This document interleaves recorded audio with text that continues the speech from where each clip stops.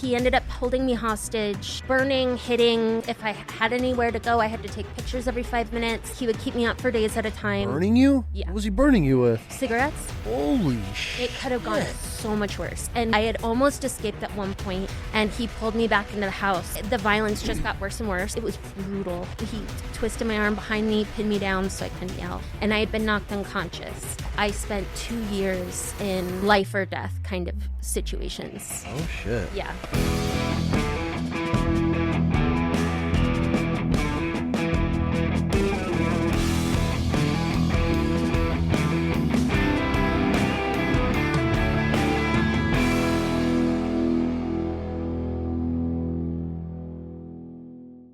Kaylee, I'm excited for this conversation for a multitude of reasons. Like I'm excited because I saw you standing in some bar on Instagram or TikTok giving some political speech and rah-rah in this crowd. My first comment was, would you take money from APAC? And you responded back immediately, America first. Yes. That's what started this whole conversation. And then I started digging into you, finding out you're a Democrat. Yeah. Running for Congress. I mean, you're running for to get a position here in the state of Idaho. We're going to dig into all that. And I was like, okay, if you would have rewound my political views several years, I'd have been like, ew, immediately. Because that's where our country's been going with these hard lines and everything's divided. And we can't even have conversations anymore with the opposite party. Fast forward to where I am now, I'm fuck the government right down the middle. They're two wings of the same bird. The majority, I'd say all of our politicians are owned, and we're losing huge amounts of trust in our government across all parties right now. And I started digging into you, and I see that you were like a 6th generation Idahoan. Your dad was served as a Marine, National Guard. Your mom ended up like building the home that you're raising your family and everything now here in the foothills. So you're deep rooted. You're not some California transplant that's here trying to make a difference and all this other bullshit that we see. Along with that, you've worked your whole entire life, and you weren't raised in this political environment. You're just like an average person, I would say, and I'm not downplaying that. There's nothing wrong with it.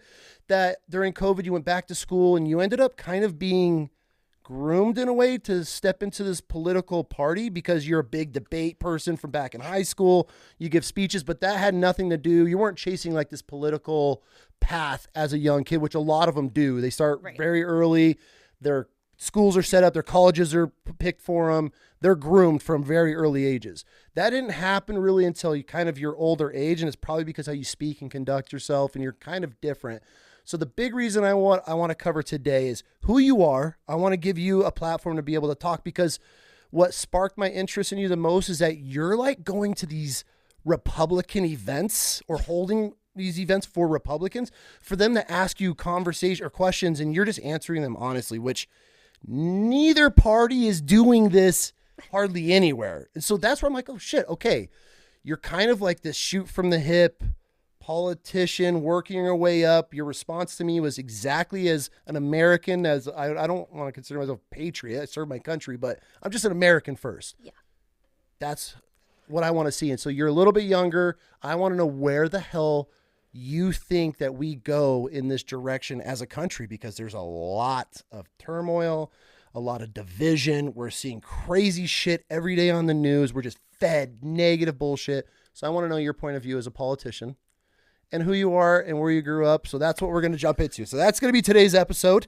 Before we get started, we have our prehistoric loaf that we've done the last like 15 episodes with. She's laughing. So nobody knows. I probably shouldn't even have said that. It's like a prop at this point. But we have a fresh baked loaf of Asiago, garlic, herbs downstairs waiting for you. We started as a homeschool project for our youngest and our kids, and it's turned into actual business now. So we send every guest home with a fresh loaf of bread. And I got a Wild Chaos women's tea for you that we're going to send you home with as a thank you for coming on and giving us the time today to have this conversation. So, and I have a giant family, so we go through bread like oh, so do we. We eat a whole loaf for a meal sometimes, and we all sit back and like, oh shit. No judgment, no guilt. You'll see how it is when you get it home. All right, let's dive into this. Who are you? Where are you from? That's a loaded question, especially now. So I'm Kaylee Peterson. I would have 4 years ago just answered, young mom. When I started, my kids were 11 and 6 or 10 and 5. Okay. I had gone back to school. It's a long story. I was a stay-at-home mom for many years, foster parent. Okay. Like you said, when COVID hit, so much had happened. Our foster son was reunited with his family back in California. Okay. And so I decided that I was going to go back to college because I had always really loved public policy growing up. It's something that I always wanted to do and didn't have the opportunity. When I was 18, life didn't go that way. So 2020 hits, COVID hits. I start doing school online at the College of Western Idaho. Okay. Originally, I started just majoring in criminal justice. My passion, I wanted to get into criminal justice reform and be like a civilian liaison in how we can streamline and protect law enforcement and community trust and things like that. So then I jumped into college. My very first assignment, my comms professor was like, you should join the debate team. I was like, I had no idea CWI had this great debate team. They were 8-time national champions. They have an amazing speech and debate program. You did debate in high school, correct? Yes. Okay, so you have some background in debate. It was my life. I was a total debate nerd. Like, you could have found me in the debate room any time of day. It was everything. What do you like about debate? I love the public speaking aspect of it, but what I appreciate about it now is you learn these topics inside out.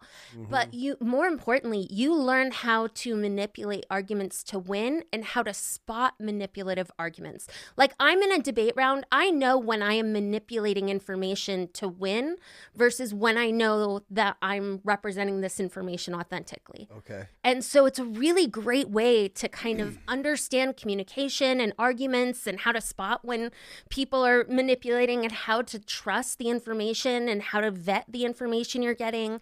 How do you stay calm during a debate when you know it's like when you're set dead, like dying on this hill, I'm debating this topic, and then the other person's just spewing, in your opinion, just lies and bullshit. How do you stay calm during that time? That's my specialty. Okay. It's actually a running joke with my team because I debate the way that I talk to people, which is just very kind, very respectful, very patient.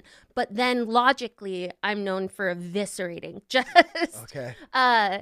And when I'm able to stay calm, and I also think my background, I've dealt with a lot of conflict in life. I've dealt with so much that it's easy for me to stay calm, even when people are coming at me really aggressively. And in debate rounds, when somebody's being really aggressive and rude, and that's their style, and then you're reciprocating that with respect and kindness, it makes them look even worse. When they come in with the bullying side, and they're kind of forcing it, and you're just like, hey, this is everything. And it's like, I'm sorry if you misunderstood this, but here's A, B, C, and D. Yep. It was a running joke. My husband and I met, we've been together 16, I think it's 17 years this year. And when we were dating, he used to go, you have to stop numbering arguments. Because when we disagreed, he was husband. Like, you can't keep numbering arguments. How many arguments does your husband actually win? He's perfect for me because he's the most calm, introverted man in the world. What a perfect answer. That is the most perfect. He's perfect for me. Okay. He's perfect for me. He is my total opposite. Quiet, calm, wonderful. So you can't argue with a man when he's quiet and respectful and introverted. Okay. So, Childhood. I know we're diving right into college. Yeah. What was it like? You're like a 6th generation Idahoan, which is rare these days. I feel like they've either all fled or been washed out. Yeah.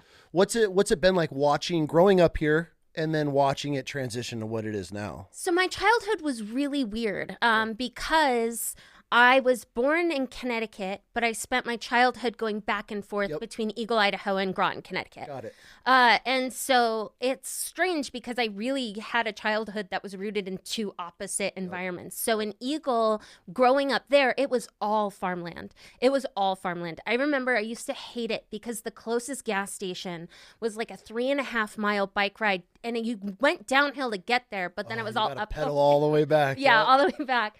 And I am the only one like me in my family. So the rest of my family, very quiet, engineer, introverted, like old school kind of. My grandparents were Eisenhower kind of Republicans. And So growing up, like I took care of the fences and it's all family property. My family homesteaded that area. Oh, shit. Yeah. Okay. And so, my grandparents' house and then across the street from them was my great grandparents' house that they built in the 40s and they had passed. And so I helped take care of their gardens and that land and the house. And then, so it's all just kind of family land the whole way down. The street I live on is named after my great grandfather. Good for you guys. That's really cool. Yeah. And then, I go to Groton, which is the complete opposite. It's super industrial. It used to be the largest subbase in the world. So big Navy town, right on the river. My mom was single mom. So she worked like 2 to 3 jobs. So we had this tiny, it was just the bottom half of a house. Okay. So it was super tiny, lots of bugs. It wasn't a great area down on the river. Okay. And I was a latchkey kid. So growing up kind of on the streets, having interesting experiences. It was the 90s, so you could be 8 and 9 and just be free. Yeah, and wandering live a life, around. for sure. Yeah. Now ours goes to the park. We're like, Oh yeah. My mom, I still don't tell a lot of the stories. There are certain things parents don't need to know. For sure. But yeah, I loved it. And I think Connecticut gave me, because you have the Fort Griswold battlefield in Groton, which is what? Fort Griswold battlefield. Okay. So it's from the Revolutionary War, because Benedict Arnold grew up in Groton. Okay. And he burned down New London, Connecticut, which is our sister city. So it's just a wealth of like our founding fathers and that history. Mm-hmm. Our library was like 250-year-old stone library. Damn, I bet you that's cool. Oh, it was incredible. So that was all a part of my childhood, was the country and its founding and, how all these founding fathers created this new democratic experiment. Mm-hmm. And then I come to Idaho, and my grandfather specifically, we would walk up and down the fence lines and the cattle would come in, and I grew up learning about what made Idaho special. And there was this sense of community and kindness and respect. And you could meet anybody on the street and immediately make a new friend. Yep. There was just a sense of community. Even when people didn't necessarily like each other or agree, they supported each other. They supported each other. If your neighbor needed something, that community was there immediately. Yeah. And so growing up there, my neighbors Orville and Catherine grew up with my grandfather, and they were in their 80s. And my cousin Rob, who's actually my third cousin twice removed, he lived on our street. And I grew up with all the same people and that sense of what it meant to be an Idahoan. So I'm really, I consider myself really privileged to have kind of this dual experience. Yeah. For sure. That's really cool. Yeah. 'Cause you're getting 2 different worlds. Yeah. 100%. My kids joke, because when I get upset, I have a Long Island accent. So they joke I'm the only 6th generation Idahoan running for Congress that can bring out a Long Island accent. With an accent? Yeah. With a non-Idaho accent? Yeah. That's pretty funny. So, okay, you're growing up in 2 different worlds. When did you transplant here officially? 11. So 2001. Okay. Yeah. So you grew up here. Okay. Yeah. So now you're here. You went through some pretty rough times in relationships and violence and things like that. When did all of that happen? Because you met your husband pretty early, right? Or was that part of with your husband? No. I'm not trying to out your guys' shit. Well, no. Okay. It's really strange. I had experiences from 10 to 19 that most people experience in their 20s. Like what?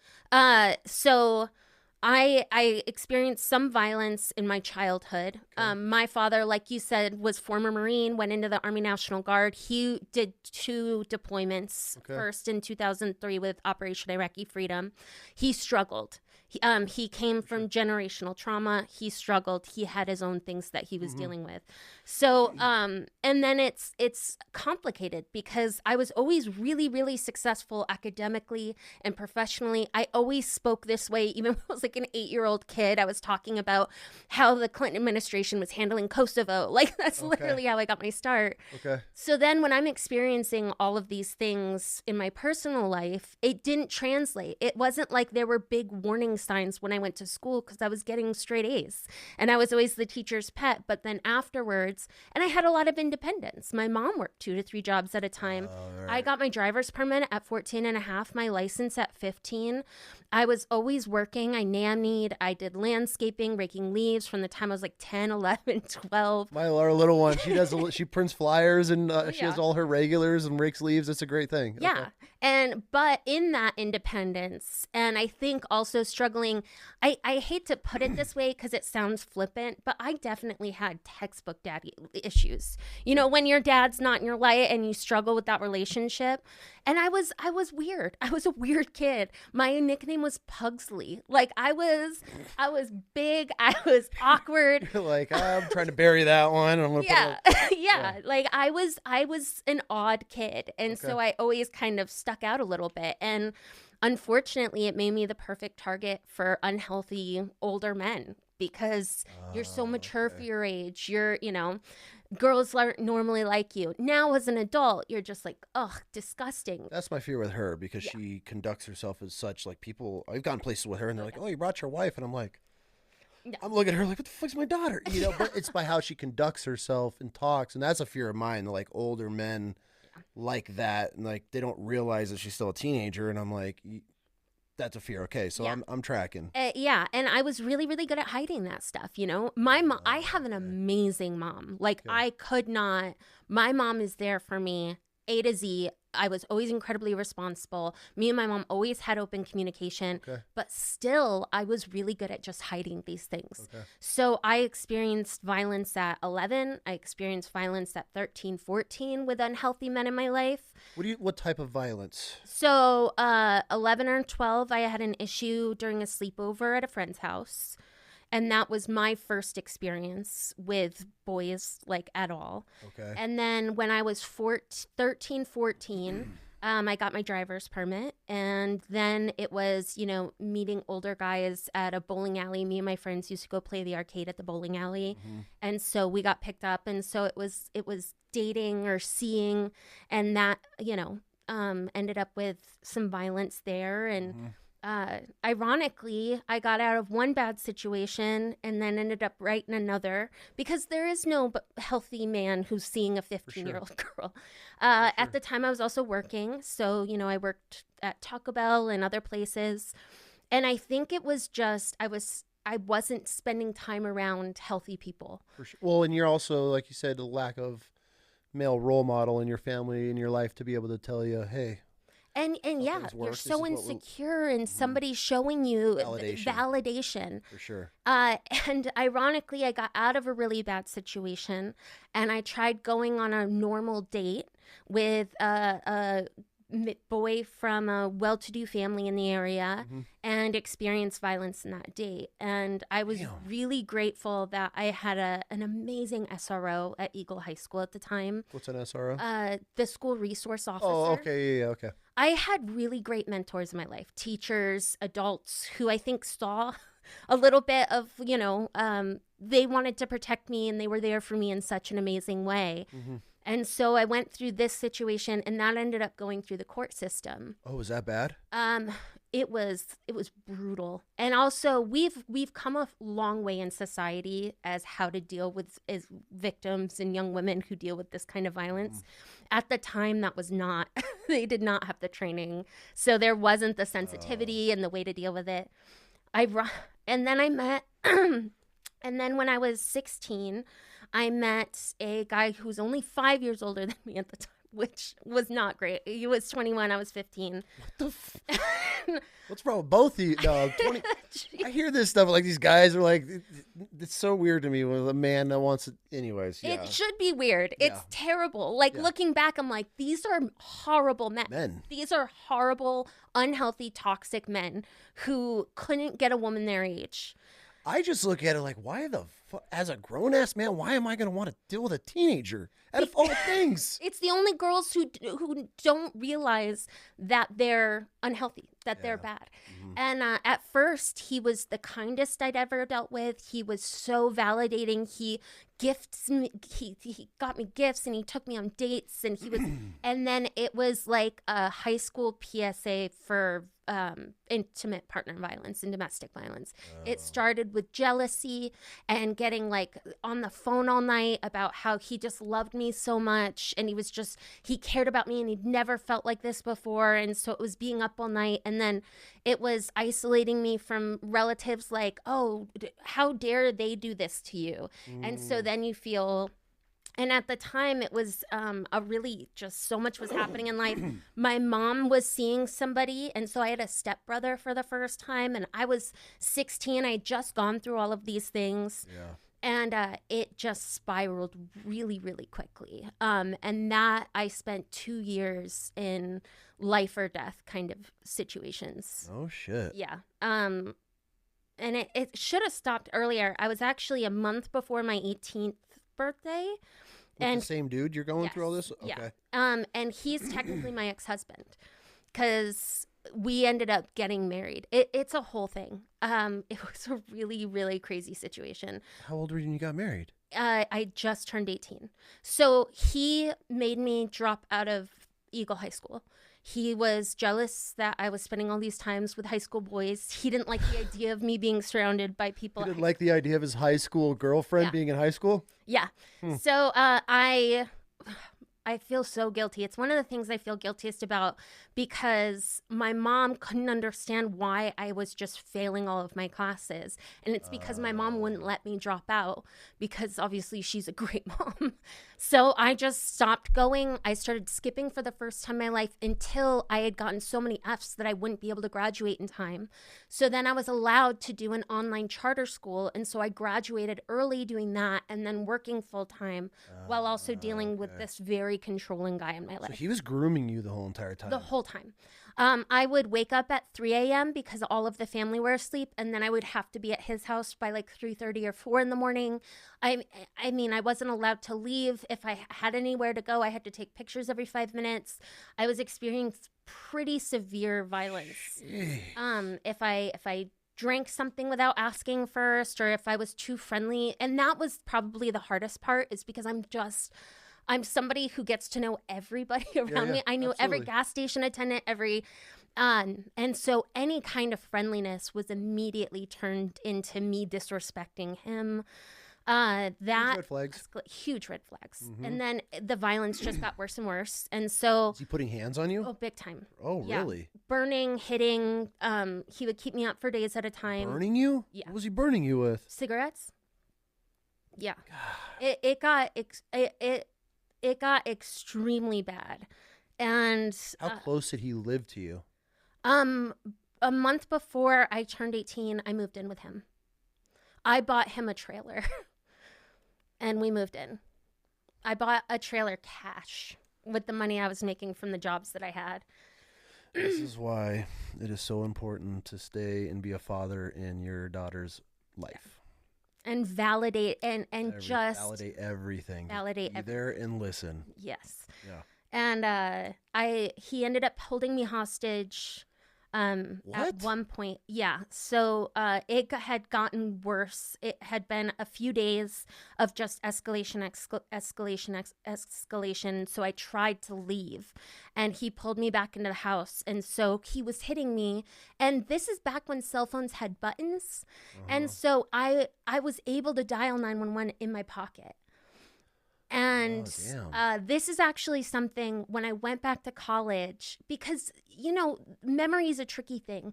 And I think understanding people in psychology, you learn that our memory can be susceptible to interpretation. And absolutely. So when I went back to college for criminal justice, I really wanted to get the police reports to see how accurate my memory of the event was. And it was spot on. So the 911 operator, all they could hear were screams. And I remember in that moment, the 911 operator yelling, trying to get somebody to respond. And he heard that. And so he found the phone and he threw it up against the wall and broke it. Well, at the time, they couldn't track it because it was registered to my personal account at my house with my mom. So apparently police responded to my poor mom's house, who they're getting ready. It's like 6 a.m. And the police surround their house and my mom's just like, what's going on? And they go, we've received this call. This is what's happening. So this whole time I'm back at the house just trying to survive. I had almost escaped at one point and I had been knocked unconscious. And so I get pulled back into the house. Now, I got very, very lucky because when Boise PD were able to figure out where I was and respond, as soon as they called out police, he let me go. So it could have gone so much worse. Holy shit. It could have gone so much worse. And many women in those situations don't get out that easy. They don't give up that easy. He called me every 5 minutes from jail. They weren't able to stop that.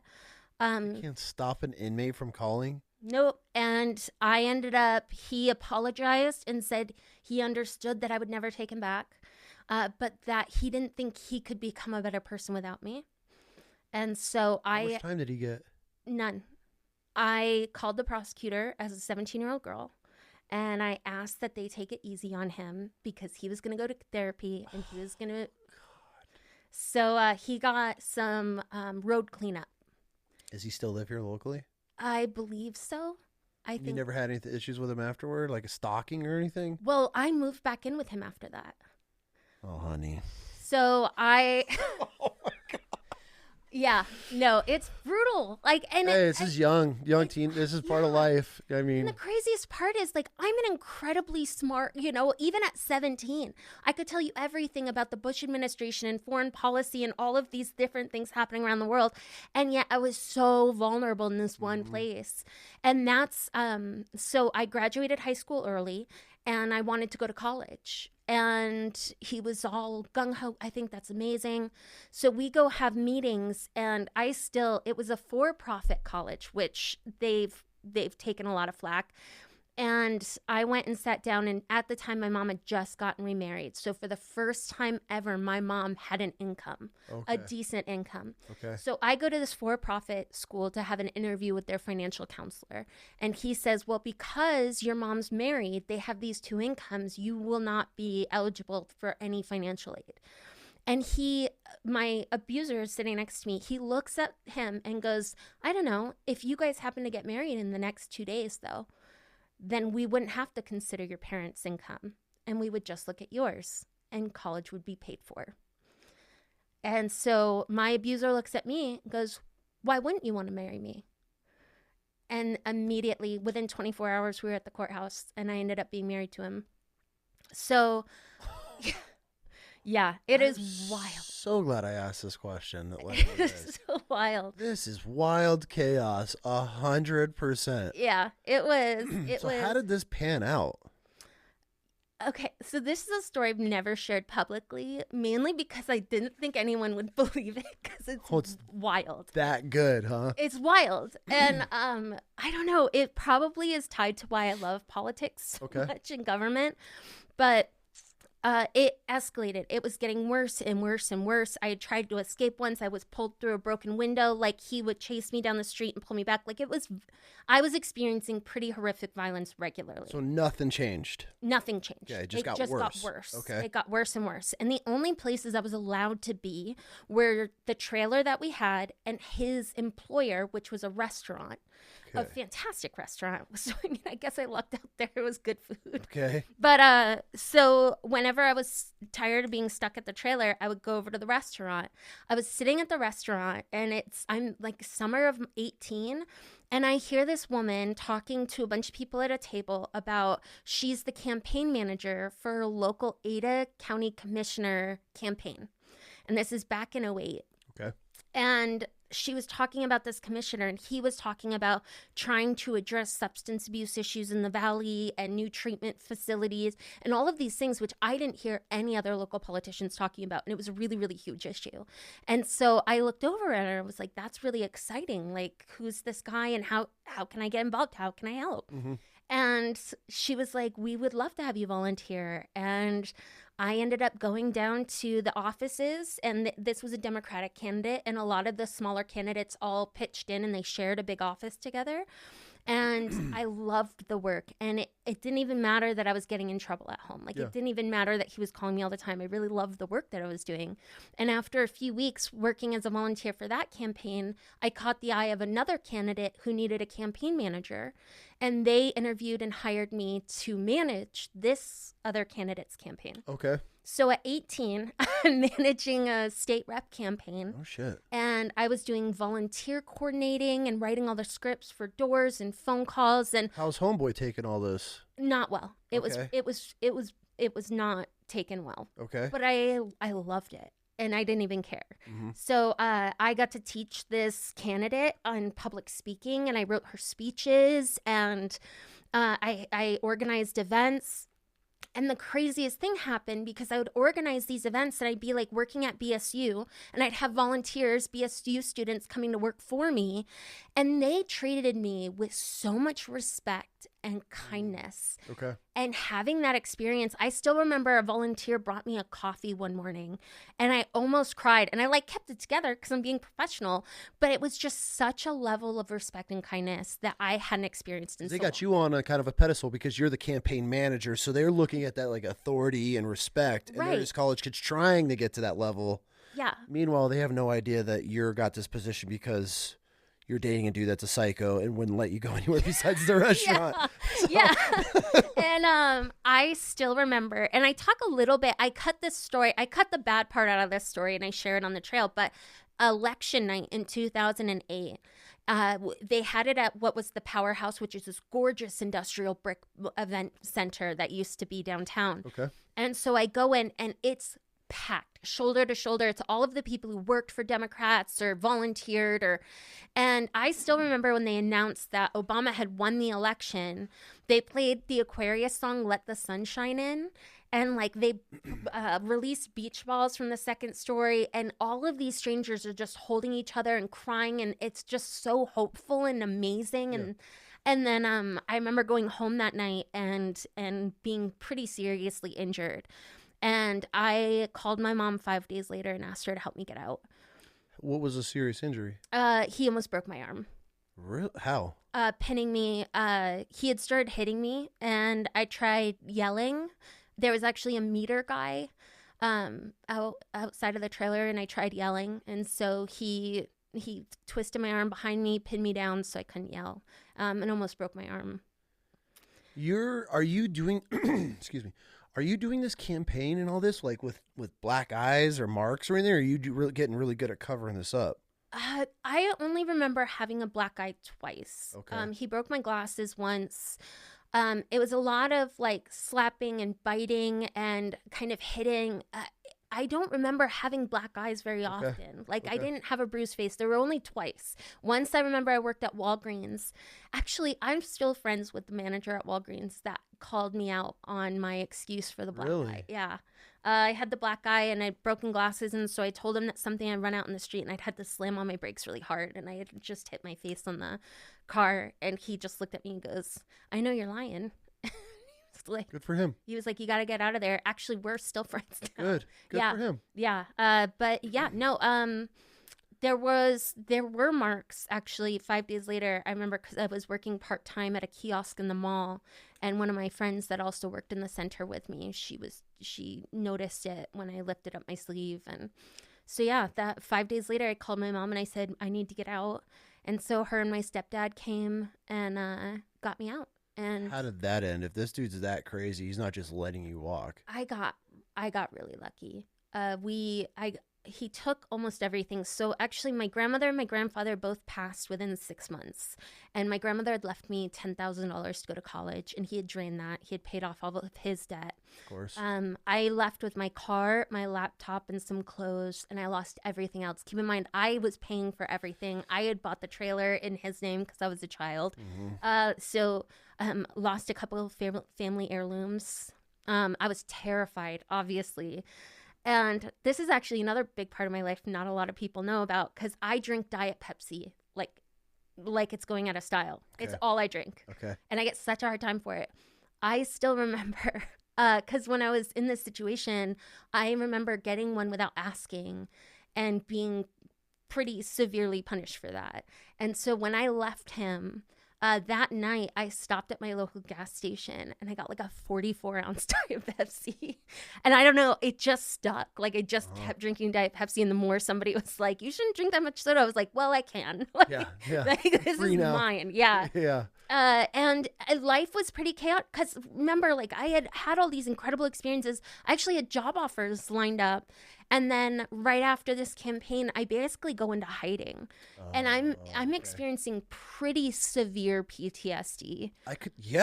Yeah, I didn't sleep. I was sleeping maybe 45 minutes every few days. I was moving every like 6 months, 3 to 6 months. So I was just constantly moving. I went from holding 2 or 3 jobs at a time to kind of sporadically working different places, trying to keep up with my bills. Damn, he wrecked your world. He wrecked my world. And so then a lot of times now as an adult, people are like, well, if you were so successful and doing all of these things at a young age, like what changed? And this is that kind of catalyst. The aha, like This is where, yeah, this is why I didn't go to a university. This is why I didn't get a great job offer after the state rep campaign. And kind of jumping back and forth, I wasn't in a great place. That was a mess. I was 18. And I had some friends who organized little poker games. And I would go there because I was an insomniac. I couldn't sleep. Oh, shit. And I was at a poker game. And I met this 6'6" giant, gentle giant, Trevor, and had a huge crush on him almost immediately. And we would play poker games together every once in a while. And Your husband's 6'6", huh? 6'5". He says he's 6'4", but he's taller than our friends who are 6'4". So he's 6'5", 6'6". Yeah, You're it's like my wife and I like. I'm 5'3". I wear heels on the campaign trail, so I'm taller. She says 5'1.5" because the half matches or matters when you're that short. But yeah, it's like it's a giant man. You're not a tall woman like that. Yeah, no, he was huge. And keep in mind, I'm still technically married at this point because I was terrified. I wasn't going to deliver papers or. Fuck no, you're not going anywhere near that, dude. No, I'm not doing a divorce. In your mind, you're like, well, does this just go away? Like, if I wait long enough, does he just? And my family was panicking. They're like, if something happens to you, he's still legally your like. You need to get this taken care of. For sure. And I still remember Trevor was just everything that I'd ever needed. He was so I've still 17 years. I've maybe heard him raise his voice twice. That man has never said a cruel word about a single person in his life. So you went polar opposites. I went polar opposites. Damn, good for you. And at least it stuck. Yeah. It stuck, and I'm really grateful. He was older than me, but at the same time, he hadn't really ever had a relationship. And I was like, I'm younger than him, but I just got out of a marriage. Listen to what I bring to the relationship. Yeah. And I lucked out. I mean, he comes from the sweetest family in the world, and he is the sweetest man in the world. And we were both a mess, but I also recognized he really wanted to be he wanted to be the best version of himself and do as much good as he could in the quietest way possible. Yep. And I had so much respect for that. So we were on and off for about a year being, young and stupid. And then we both started doing Bible studies together. And I think we really committed when I was like 19, 20. And we've been together ever since. And, you guys. We've just constantly pushed each other to be better and healthier. And I had my daughter when I was 21. I was a baby. We had like 2 nickels to rub together. We actually our house got robbed. Or burgled. I forget which is the right term. Somebody came in and stole all the cash and laptops and stuff that we had in the house. You got robbed. Yeah, I guess robbery. It's burglary. Yeah, burglary. Because robbed is when you have it and they take it from your. Yeah, no. So like we got burgled, and they took our deposit for our apartment. Oh. And my mom had just gone through a divorce, and she was struggling because he had left her with all of his debt. So me and my husband moved in with my mom. We helped her take care of bills, and she helped us become parents for the first time. And that's the perfect scenario. I absolutely hate this go start your own life mentality in America that we have, because I've been able to travel the world and see cultures and really like embed myself in cultures, which one of my favorite things. But you come to the States and you're like, all right, 18, college, good luck, go start your own life. And now it's like more bills you're creating for the government, more rent, and you're just falling into like the government plan of just divide and conquer these families. Oh yeah. And it's like, why? Like we have a rule in our house: you never have to leave, ever. You need to contribute to the home. You will work, and you're gonna provide here and help. But it doesn't make sense to me that you just shove these kids off. Go start a new life, go do this. And then it's like, why can't you build this all under one home? Like I sold a home years ago, and it was 3 generations of like Indians from Sri Lanka. It was the grandparents, the parents, and then their children. And they all lived under one roof. They all worked. They all provided to the family. But here in the U.S., it's like, oh, 18, I could get gone, start a new life. You're out of here. But instead it's like, man, why don't you build something that you can all, at least on one property, where everybody's contributing to one? That's the perfect scenario. And you get the money, then all of a sudden you have this extra cash to go on vacations or travel or do something that, you know, you love in life as instead a of grandparent, I want my grandkids. Like, I'm already, my wife and I talk about all the time, I shouldn't even put it out in the fucking air because we are years away from this, but but yeah, man, I would love my grandkids to be home. Like, I get them every day. I don't know. I just felt so lucky. Like, I really cannot say enough good things about my mom because I look at where she is and she's one of the hardest working people. I mean, this is somebody who knows she's probably the most detail oriented, efficient person I've ever met in my life. And we come from a family where you are judged on your work ethic. Yeah. It is that hustle and grind culture. Like, you should always be there first, work the hardest, stay the longest. Life, yeah. Yeah, ranch, yeah. And now, as a 35-year-old mom with a 13-year-old daughter and an 8-year-old son, I realized how much my mom sacrificed. For sure. I mean, she was working 2 to 3 jobs so she could afford to send me to baseball camp and the Shakespeare Festival. And you never knew about it. And debate tournaments. And I mean, now even I look at how hard she had to work to put the money aside to build the house that then I went to high school in and now I raise my kids in. Mm-hmm. And I am just so grateful. I wouldn't be able to take on something like my congressional campaign now if it hadn't been for how much my mom had worked to provide this kind of life and stability for me. Yeah. Good for her. So then, my husband was a mover at the time. He's built up his reputation in his business and now he has a moving company and we just built our life up. But still, at the time when we had my daughter, I was 21. Yep. We couldn't afford childcare. Childcare was outrageously expensive. And I was like, any job I can get right now, it would basically just be enough to pay for childcare. That's how so many people live. Yeah, it's crazy. We live like it. And I went to my wife one day, I'm like, we weren't even married. And I'm like, what do you do? Come work for me. Like, stay at home. Yeah. And that's one of the greatest gifts she'll say that I've ever given her was the ability to be able to stay home for our second one and raise for the first like 2 years. And then she ended up coming to work for me. But I'm like, I'm like, daycare and you're bringing home this much? I'm like, you're making like $200 like after everything's paid off that for daycare. I'm like, this doesn't make any sense. Like, you're not contributing anything. I'm like, this is pointless. Spend the time with your kids. Yeah. And that's what it was. And it was so weird for me because I had never considered being a stay-at-home mom ever in my life. Greatest job on the planet. I as a man on the outside looking in, and I know women have their fucking opinions, I think that would be the greatest job, to be able to be home and raise your children. I'm grateful for both. I think there was a piece of me never having that traditional family life. Yep. So me and my husband trying to have to figure it out for ourselves. Mm-hmm. And also I think when you're 21 and you're married and you're having a child and we're part of this church community and trying to fit what I thought was right. And I'm grateful that I had that time, and I'm grateful, like, our foster son, best thing that ever happened to us. My son, best thing, like, being able to spend that first 8 to 10 years with my family was everything. Yep. But I'm grateful that as I got older and realized how wonderful our family dynamic was and how incredible, like, I still am just in awe of how amazing my kid's dad is. Like, the fact that they get my husband Trevor growing up is just like the best thing I could have ever given them. Awesome. But then also I was like, wait, we can do family our way. And I was like, I don't have to be, one, I'm a terrible cook. I am a horrible cook. Yeah. I think that's the East Coast. Oh yeah. No, I am. I can make a mean steak and potatoes, and that's like about it. That's it. That's all that matters. That's all that matters. Yeah, I can grill a steak and I can make a mean red potato, but.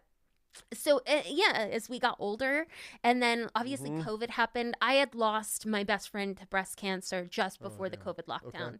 And then that was right around the same time our foster son was reunited with his family, which is a beautiful thing, but also a really, really hard thing to have this incredible part of your family that's then not there. How can we go into a little? I know there's things on fostering, and I don't need to get into detail, but I give foster parents so much credit because it's a wild world. Is it? Yeah. How long did you foster for this one child? So we weren't a generic. We kind of got thrown into it because this is a child that was kind of part of our family. A friend of my daughter's. Okay. A relative introduced us to his father. He was 8. He had a much older dad. Okay. And I got a call. He had been a part of our family for about 1.5 to 2 years, on and off. We took him everywhere with us. He did sleepovers, big part of the family. And then I got a call that he had gotten taken into care. So I got a phone hell call. No. And his mom at the time was in Mexico. And so I got a hold of her and asked her to give the Department of Health and Welfare permission to list us as a fictive kin placement. So we're not technically relatives, so we have to go through the foster parent process, but it does give us a little bit more of a streamlined ability. So I found out at 9 p.m. on a Sunday that he was in care. As soon as DHS opened in the morning, is it DHW in Idaho? I forget what it's called, but I called as soon as they opened, asked what it would take. I had to turn our storage room into a child's bedroom and get our house study ready in 4 hours. No shit. I was calling people. I was like, can you get a twin mattress here? Can you, I was setting up a bedroom. We were getting the whole house ready, and he was with us by 5 p.m. Monday night. Good for you. Yeah. Good for you. It was best thing we ever did. That's incredible. It's the hardest thing you'll ever do. I mean, you have a child who's gone through a really, really difficult thing, and children, that comes out in behaviors, and you're dealing with children in their most vulnerable time, and children lash out. And so best thing that I've ever done. He's still my little man. Actually, I just saw him. He's like, I call him my little man. He's like a teenager with a mustache now. I'm like, okay, man. yeah. So he's doing good? He's doing great. Good for you guys. I love that. I would like to do it once our youngest is a little bit older, because you said, they bring a lot. So I'm not saying him, but the kids in the system they have seen and gone through it all, and you bring that into your home, and if you're bringing that into your home with littles, that can transfer over, and the abuse, hurt kids or hurt people, and they just don't know because they've been. That's what they know. That's their life, and so then they get to your home. So yeah, I think there'd be a time where we go through maybe that little phase. I just want to help, man. There's so many kids, and they just need something. They just need, and it's like, if we have the means and the ability, and life doesn't suck, I mean, fuck, let's help a kid when you can. That's how I look at it. I commend that. Props to you guys for doing that. That's awesome. Best thing I ever did. Actually, it's one of my favorite. It's the only moment on the campaign trail that I couldn't hold it and I cried. I work with all different people all up and down the state, and I work really closely with our firefighters. Mm-hmm. And I had held a campaign launch in Lewiston at a casino. So we invited everybody across the state. We had free food and drinks, and we all got together and had a bunch of time. And one of the firefighters I work closely with, he drove all the way up. He's from my area. He drove all the way up with his wife, and we all got drinks after the launch was over. And he goes, wait, it's so-and-so kid that got dropped da-da-da-da-da, and explains the circumstances. I was like, yeah. He goes, I'm the firefighter who took him in. And I realized this firefighter that I work every day, super close with, that I work daily on the campaign with, is the one who rescued my foster son. Really? Yeah. Only moment that's broken me on the campaign trail. No I can keep my emotions in check. I had to run to the restroom real quick, and just the way the universe works. That's man. cool. It was amazing. That is really cool. Okay, so now we've gotten to know a little bit about you. I guess let's dive into the weeds. Yes. Let's do it. You being a Democrat in my house. No, I'm just kidding. I'm just kidding. What? Okay, so you got a little bit of experience on the campaign, being a campaign manager back during the Obama, you said 08, Obama times. So you got a little taste. You got away from it because obviously life experience took you way off, way off path. When did you correct paths? When COVID hits, you go back to school for criminal justice. This is when I hate using the word groomed because there's such a negative. Well, and I wasn't. Okay. Oh, so you weren't. I was not. Okay. It happened overnight. So what happened is I started college for criminal justice. Then they immediately recruited me into the speech and debate team. Who's they? The school? So when I say they, the communications director was like, you got to go talk to the speech and debate team. Okay. And I was like, okay. So then I joined the speech and debate team. And then I remember how much I love all public policy. And I realized, why am I narrowing my field to criminal justice when really I just want to get involved in policy again? So then I added on my second major, political science. So now I'm double majoring for 2 associates in criminal justice and political science. I'm the president of the speech and debate team, and this is about a year in. So a year into college, I'm the chief of staff of the student body government. Jeez, okay. And when I took on the political science degree, I said I should get a feel for what's going on locally again. Okay. So I joined some local political Facebook groups. And one of them was a group about this was way back in the day. So it would have been the Biden-Harris election, maybe. Okay. So I'm in this Facebook group. And it was, I can't remember specifically. It was either 1 week or 1 month of me being a part of this Facebook group. Mm-hmm. I get a Facebook post on the group, not to me specifically, saying that we're a couple weeks out from the filing deadline. We desperately need candidates who are willing to put their name on the ballot because we can't find anybody to run in these races. And at the time, it was it was Secretary of State, it was education, it was lieutenant governor, and then it was... So these are big positions. And then, it was the congressional races. Okay. And the reason is because there was no money in it. There was almost no Democratic Party, most of my district. Okay. There was no money in the race. The DNC doesn't pay any attention. It's literally you're on your own. Especially out here. Okay. And I was in a hardcore Republican state. We are one of the reddest states in the country. Yeah, besides like Oklahoma or some shit. Yeah, we are, I think, like the 30th reddest district. And we're talking about hundreds and hundreds of districts. Yes. And we're a gigantic rural district. So we're one of the biggest districts space-wise. So my district goes from the Canadian border down to the Nevada border. So it's 500 miles. What? It's all of north and central Idaho, and then the southwest strip all the way down to the Nevada border. So all of Owyhee County. Yeah. And then Ada County is the only one that's split. So you do all north and you do the Idaho-Oregon border. Yes.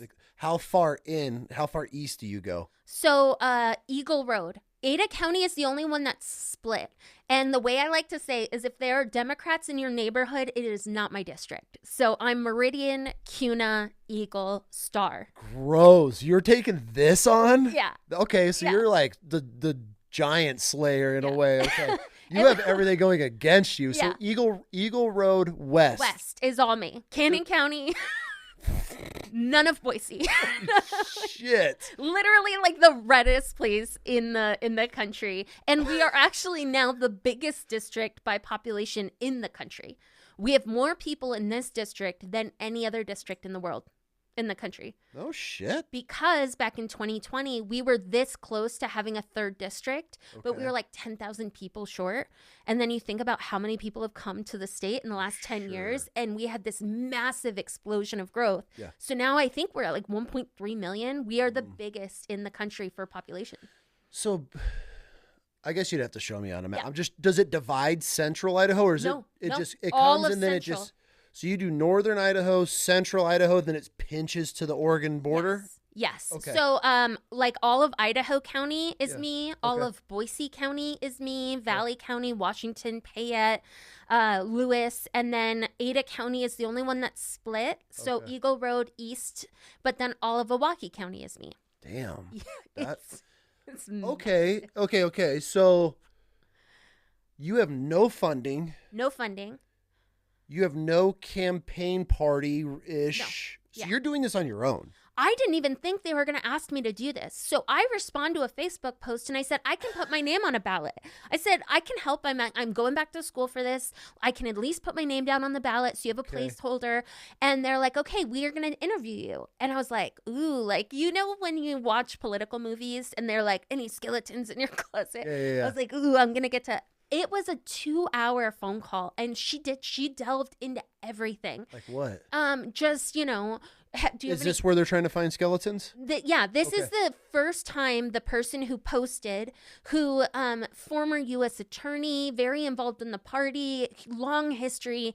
The party had reached out to her to ask the group to find candidates. Okay. And since she has such a long history and is such a professional, she was interviewing to see who the best candidates would be. Got it. I'm like, there's no way they're going to ask me to run for... I thought that they were going to have me be a placeholder and just use my name, like on the Secretary of State until they could find somebody else. So she's talking to me, and I'm thinking, with my history, they're never going to ask me to run for office. I'm a low income, like working class mom. I don't have any criminal record, but like I also I'm not independently wealthy. I don't have a fancy resume. I didn't go to like an Ivy League school. I'm going to a community college. You have not prepped your life for this position either, which a lot do. And we were on the phone for like 2 hours. And they were like, okay, we're going to have you go talk to the executive director of the Democratic Party and then a former congressperson from this district and get their opinions. So then I met with the former congress. And I remember at the time I'm a college student. So I had always been really careful. I'm an older student. So to be really respectful, I call all my professors, like I always use their last name and Mr. and Mrs. So I'm meeting this congressman and I'm calling Mr. So-and-so. He's like, you can call me by my first name. And I was like, oh yeah, I forgot I'm an adult. Like, right. And I was joking with my husband the whole time because we're having a really big conversation about this. Like I'd been a stay-at-home mom. I just gone back to college. I was like, hey, like if I do this, like if they ask me to be a placeholder, like where are we at? Because I'm not going to say okay and then have you decide this isn't what you want or this is too much. Yeah. So we had a really big conversation about, and we used to laugh and be like, there's no way. Like, can you imagine if they actually asked me to run for Congress? And we would laugh about it because I didn't think it was even a possibility. This is the best. And then I'm at this meeting and he's like, all right, well, we'll get your filing paperwork in for so-and-so. And I was like, oh, what do you want me to do? And he was like, oh, we're going to have you run as a candidate for Congress in the 1st Congressional District. What's going through your mind at this point? I was baffled. And they had asked me if you could run any race. If like nothing was an obstacle, if you could run any race, what would you do? And I did say I would get my opponent out of office. Like that was my, like if I could do anything in the world to make it better, like that's what I said. Okay. So I was just dumbfounded. I called my husband. I was like, sweetheart, you're never going to believe what they asked me to do. And I just felt lucky. Because for me, I mean, I love good government. I love politics. Like I have Kennedy and political history and memorabilia, and I collect all of. I love this stuff. So you're pretty excited for this. I feel like I'm the luckiest. I just feel like it's such a privilege, and oh my goodness, this platform and the opportunity to try and do this, and the trust that they were putting in me, and that's where it all started. So yeah, there was no grooming. It was literally like a Facebook post, and then a week later they were like, here you go, and you're off. Yeah. So then you're just off to the races? I mean, okay, so you're processing this. You go home, you're like, holy shit, hun, I'm on the ballot. Like, this is, like, what do we do next? I mean, are you now preparing? Are you getting things ready? Or are you just like, okay, we just got to take this step by step? I mean, once you get selected and you got from a Facebook post to get put on a registry for...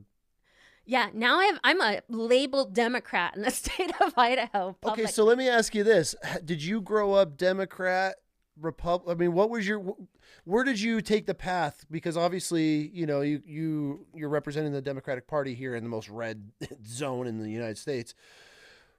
What was your path? Was this your mom? Was this a Northeastern raising, or was this an Idaho? Because if you got grandparents that are deep rooted here, I'd say they're probably not the Democratic side. Yeah, no, I don't, like I said, I'm the only one like me in my family. Okay. My mom wasn't political. My grandfather was very like Eisenhower, Reagan kind of, but also we don't talk about politics in Idaho, like that kind of Idaho family.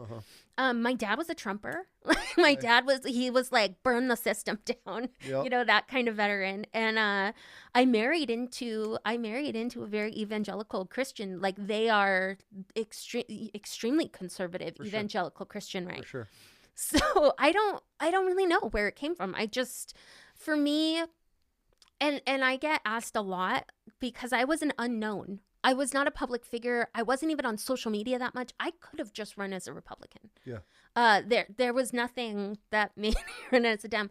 But for me, when I look at the policy platform and when I look at the specifics, like Idaho, because we are such a red state, that means there is a lot of money behind conservative politics in the state of Idaho. We've had a supermajority for almost 3 decades. Okay. Whereas the Democratic Party, it's just a bunch of old school Idahoans who also call themselves a Democrat. And I looked at their policy platform, and it was very labor friendly, small business family, very much about kind of limiting government overreach. It kind of followed the economic policy that I supported. You say all that, but I feel like that's a republic. I would support that. That's how I want to support small businesses. I want I'm not trying to turn this into Micron Central and Meta and all the other bullshit that's moving here now. So that's you lean more toward that's a Republican side of things? It just depends. Okay. And this is what I've learned, because this is the truth. This is what's so confusing about politics to me, is because like that statement there, if you would not have put a title on, I'd be like, oh, Republic, that would have been that's a Republican voting. I would vote that. Every person that I've met across the state who meets me in person, it's a running joke, because the Republicans that actually get to talk to me, they're like, you sound like a Republican. Yeah, well, that's the whole interest of why I even reached out, because I'm like, this is interesting, because I don't support any party now, but if this is what you're leaning toward, I'm like, okay, like this is... Here's the truth. What you're preaching does not make sense to me. Yeah. Coming from you being a Democrat, if you reverse, I'd be like, oh, dude, she's great. Yeah. Which I'm not saying you're not. No. But I'm just saying... With the title, it's confusing because I feel you have Democratic or Republican values of what you want to preserve, but you have the Democratic title, which is confusing. Here's the truth. The corruption and problem in government isn't partisan. It's all of it. And it is whatever party is successful, all of the sudden gets a ton of money backing it. Yes. So in Idaho, the Republican Party is the one that has all of the dark money coming from out of state, and it's not lucrative to be a Democrat. So the Democratic candidates you're getting in Idaho have no financial background. They're often just locals who are trying to do their best. But in like California, it's funny, the ranked choice voting that went across the state, and there was a big campaign, Don't Californicate Idaho, because of this. The funny thing is California and Newsom were against ranked choice voting because it targets whatever supermajority is in the state. So whatever party is... So here's the truth. It doesn't really matter what party someone says they are. It doesn't really matter how they label themselves or whatever we hear on social media. I know Republicans that are fantastic, amazing candidates who would do great things for the state, and I know Democrats who are fantastic, good candidates. We have got to just start looking at the individuals. And who supports them? Who supports them? Where is their money coming from? How transparent are they with their campaign finances? What are they supporting? And that's where I was like, okay, I can come in, and my speech and debate background. Also, like, I have dealt with so much worse in my life than having someone angry about politics talk to me in a loud voice. Like, yeah, you know right. What I mean? Like, yeah. I've gotten the, unaliving threats. I've gotten all of this stuff, and I realized my background's put me in a perfect position to deal with this. You're like, bitch, please. Yeah, you know what I've been through before I was 20? Yeah. This old farmer is pissed off because I have a Democrat on my title. He's all you're like, honey, come on. Yeah. And for me, I am really, really grateful for the opportunity that I've had, because when I started this, the DNC I've never spoken to the DNC. Okay. Like, I have no connection. So when I started the campaign, it was me, and thank goodness I drive a Toyota hybrid because I get great gas mileage. So it was just me in my car that I call Betty White, going up and down the district, meeting local communities, talking to local voters, understanding what was happening, understanding what our current congressional delegation was doing, what they needed, what the information was. That's insane to me when you say you're just driving. I guess when people are listening and you're like, oh, I'm driving around my district, that's 10-12 hour drive from one end to the other straight without stop. Yeah. If you're going from Arizona border to Coeur d'Alene, I mean, we're 8 hours from here from Coeur d'Alene, right? Yeah. I mean, 9-10 hours. I actually just recently hit 100,000 miles in the last 4 years. So in 4 years, I've driven 100,000 miles around the state. Just campaigning. And what's the point? I guess we could probably get in this later, but like, you're doing all this and you're trying to make a difference. If the Republicans are just getting funded everything, is there hope? This is just wired in you? I mean, like, and I don't mean this in a negative way, but like, you're fighting Goliath. Yeah. Which I'm all about. I should have worn a David and Goliath hoodie. I actually took it off right before you got here. This is like, what's the driving factor for you to put 100,000 miles on in a couple of years, and you're driving 10, 12 hours for just one end to the other end of your district. I mean, you're covering the whole state besides Eastern Idaho. Yeah. And I go to Eastern Idaho all the time to talk to local groups and help them recruit and host events. So you're everywhere. It's almost kismet. I love the work. Okay. And that's part of it. Okay. Is I literally am doing something that I never in a million years dreamed I'd have the opportunity to do. Mm-hmm. This was something I still remember being like a young child, like 11 or 12, and wanting to go to Yale and like wanting to do all of these great things. And then when that is taken and you're just living your normal life, and then all of a sudden this opportunity comes up and you realize, one, it's something I'm good at. I am good at communicating with people no matter where they are. Yep. And I'm such a policy nerd that I'm actually trying to find solutions. So it's not just about talking pretty and getting people to the table, but it's actually, okay, I know what legislative solutions Idaho needs to make the life better of the people here in this state. So I love it. I can do it. And then also realizing no one else is going to. Like we're never going to get anything done in 2 years. We're never going to get anything done in 4 years. This is a long-term, big picture trying to improve things. Mm-hmm. And I also know I don't care about the Democratic, Republican, Independent, Libertarian, unaffiliate. Like, I just don't care about the labels. I just want to find how we elect better people and get this policy. Do you have to take Democrat or Republican? Do you have to pick one or the other party to even be taken serious? Because I feel like if you're independent, all the other little ones, you're immediately just, you don't even matter. Like the fact that those even parties, we're a 2-party system. Any independent, you're not getting anywhere. Is that help with aside? Because I feel you probably be great at independent because you're, from what I've gathered and watched and how your speeches go, you're just for the people. Right. Which I guess a lot of politicians say. So that's kind of a abused term in your world. Oh yeah. But I mean, you're preaching and you're putting it out on the internet. You put it on the internet. It's not going away. And that's why I commented, because you put it out there. I'm like, all right, we're going to talk about it. So are you forced to pick a party? Until we actually do something to change our election process, okay, a third party candidate is almost impossible to win. And sure. That doesn't mean it is impossible. If you have a candidate with the right connections and with the right funding, they could win. And Idaho is probably one of the rare states that they could be successful. Okay. But there is other aspects of this. One, I am not independently wealthy. I had none of my own money to put into this race. Yep. Most candidates we see nowadays, actually, here's a fun statistic. Less than 2% of elected officials come from a working class background. What? 2%. Where do the rest come from? Trust fund independently wealthy. Yeah. They come from wealth or independently wealthy. Less than 2%. Holy shit. So the problems in America aren't right or left. It's just people who have never had to actually live paycheck to paycheck or worry about covering the mortgage. So you're saying the people that are dictating this country and making the rules and running everything have never struggled. Right. They're all rich kids or have rich funding. Yes. That makes sense to me. It makes total sense. And less than 2% come from normal. Less than 2% have a working class background, which is another reason why this has just become like a mission for me, because I am really, really privileged. And one, I love the work, but also my husband is a saint. Like, I really cannot say enough good things. My husband works like 6 or 7 days a week. And then when I'm on the campaign trail, he's also taking care of the kids and cooking all the dinners. And somehow this ended up working out really well. I am happy. I love the work that I do. Good. And so I was really worried about being away from home more. But when I'm in town, I get to be with my kids all the time. And also I feel like I've just become the best version of myself because I really love what I'm doing. Yeah. And also I'm trying to make this country a better place for my kids to grow up in.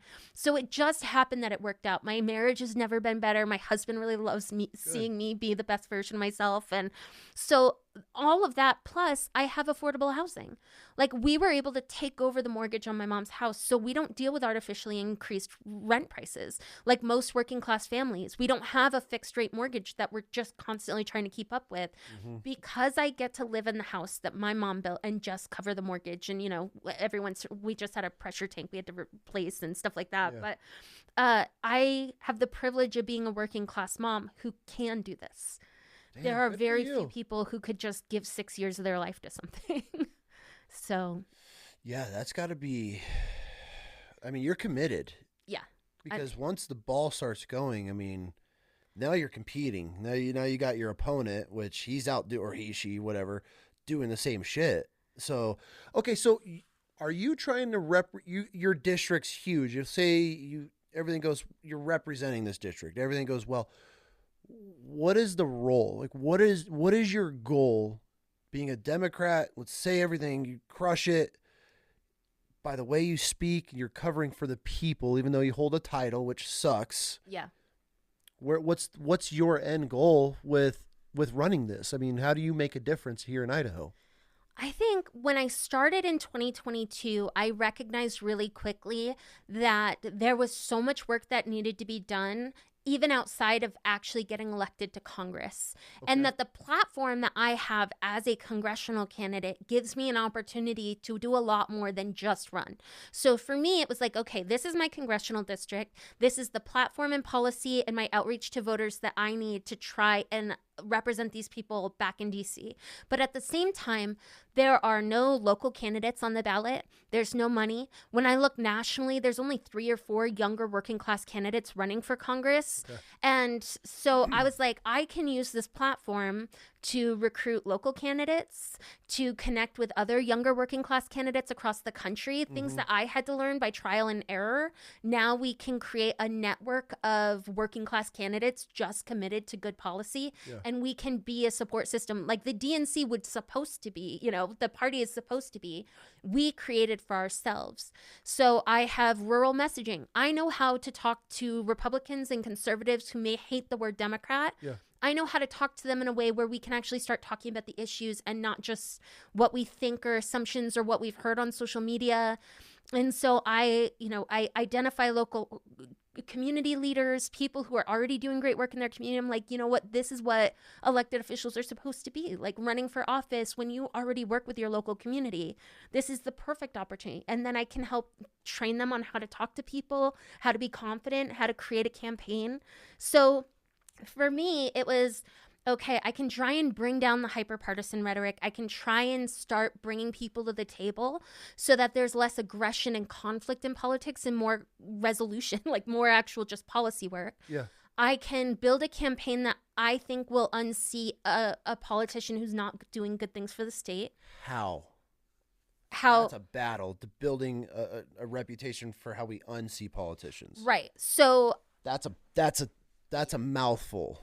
But I've been doing this for 4 years, right? Yeah. So I go and I work with Grange Halls and VFWs, and we actually have a massive union membership in the state of Idaho, even though we're right to work. But the vast majority of our union members are Republican. And so I would just go to locals, and it's become a running joke because I just go and I'm like, listen, don't hate me. Don't hate me yet. Like, I'm running as a Democrat. I'm not going to take your guns. But let's talk about your job. Like, let's talk about the energy contracts that you guys, let's talk about the labor agreements. Let's talk about pensions. Let's talk about, OSHA. Like, it's just talking about the policy. And you build this trust and relationship with voters because they now know you. Like, I'm not just a Democrat that they saw on Facebook. I'm Kaylee, and they know my family, and they know that I am on the road constantly. Yeah. I don't just sit at home and do, fundraise and send text messages. I am on the road. I do town halls and coffee meet and greets, and I do Zoom town halls so people can ask me whatever questions. I'm totally transparent about everything. And even without money, after 4 years, I build trust with communities, and then they make introductions to other communities. So in 22, there was no chance ever, no matter how much money I had, I could ever win. 24, there was no chance I could ever win. Now we're 26. We actually have paths to be successful because of that work, because of the community we've built. And especially right now, I mean, things have gotten so much worse in terms of the temperature in the room around politics. So bad. I mean, it just continues to get worse and worse and worse. And so we joke at my house, I feel like America's marriage counselor. Oh, yeah. Where, it's like some of my friends call me the mom. Some of my friends call me the Miss Rachel of politics. And I'm just, I'm trying to get us focused on who the real enemy is, which are politicians who have sold out, who aren't. And that's both sides. All of them. Yes. Like, homegirl left. We have what's his name? That doesn't take money from APAC. He's the only one left. The candidate, independent candidate. No. I'm talking in Congress. Oh, I can't think of his name. He's the only one left. He's the one that he's Republican, but he talks about Trump and policy stuff. But how do we build the trust back? I mean, no, I feel we're losing trust. That we're such a just angry, tension-filled country right now. Now we got all the ICE bullshit happening. We got there's a shooting the other day at McDonald's over road rage. It's like, why? Yeah. Why? Right? So, yesterday, actually. And it's like, okay, you've seen all this shit because I feel that America right now, we're in this just turmoil and weird position because we all got lied to. Yeah. I don't care who you are and what party you are. We 100% got lied to. All of us. Everybody. So now people are like, we don't trust. I'm one of those. I don't trust anybody. So how as a politician, how do you build trust in people, especially being the opposite party in a Republican state? You have to hold. So we have to hold ourselves to we have to be perfect. I am 100% transparent with my finances. I don't take money from any kind of super PAC, corporate PAC, APAC. I don't take special interest or think tank money. Mm-hmm. Almost all of my money comes from individual donations. I have a couple larger donors, okay, and then local unions. Those are the only PAC dollars that I take, are local unions that I work with, okay, that have a federally registered PAC. But also it's creating a network. So it's kind of become this national movement where I have relationships with candidates all over the country that are all committed to the same thing. Mm-hmm. And then we have the policy. So one of the things that we're working on is obviously there's things like banning congressional stock trades, term limits, comprehensive campaign finance reform. We're looking at state level repeal of Citizens United because obviously the federal government isn't going to do it because they're all funded that way. Yeah. So there's experimental legislation being tested right now on whether we can repeal it at the state level. So, and we can go state to state to try and get that done. So that's something that we're working on trying to bring into this state. But you guys are fighting the biggest, most corrupt, I don't want to say fighting, but you're petitioning again. I mean, I guess fighting would be it, but it is, yeah. You're fighting against these super PACs and these people that have billionaire funding, and this is where it's like, okay, is this the future? And this is why this conversation, I wanted to have it. Is this the future of us going, okay, Congressman so-and-so, we don't trust you anymore, but we have you that's just this mom that went to college and now she's just grinding it out to try to make a difference. Is that where we have to lean? Is that because clearly we don't trust, for me, I'll speak for me. I don't trust anybody. But that's what I hear from everyone. Everyone is in that boat. And so what we have to do, and you know what? 4 years ago, I would have been like, we are fighting Goliath. But right now we are at a tipping point because everyone, the vast majority of Americans are fed up with the system. Yeah. Totally. Yeah. And, we get the party these people and these people, but everybody agrees the whole thing is not working. No. So here's what happens. We can go two directions. One, we just give up. We say, listen, there's no chance. And we end up stuck with whatever monopolized corporate interests Which want is where we are now. They're going to sell out our labor. They're going to sell out local communities. They're going to sell out the local environmental impacts in our water and our soil. Mm-hmm. They are going to use us up and spit us back out, and only 0.8% of the population is going to benefit. Yep. Or we, at my level, work as hard as humanly possible to build the kind of national network, to build trust in communities, to create a nationwide movement of just unconnected working class representation around policy. Not ideas, not big abstract talking points, not talking about we're going to make America this again or da-da-da-da, policy. These are the solutions I am offering to the communities here. I'm not talking about, I'm going to make you rich. I'm talking about this piece of legislation is going to protect you from that. This piece of legislation is going to protect you from that. And if we are successful, then it means we've reached enough people nationwide that we can get enough people elected to DC that we can push this through committee and House floor. You don't think these big PACs are going to sniff that out and put funding against and crush everybody in the way? What do they? Here's the thing. I've learned that the things that I thought made me a bad candidate make me the kind of candidate that people want right now. Like, I remember when I started, I was so embarrassed that I didn't go to a better university or that I didn't come from pedigree or status. I tried to look more professional, sound more professional. That's not who we are. It's not who the people are. And then I realized that's everything that's wrong with politics right now. That's everything.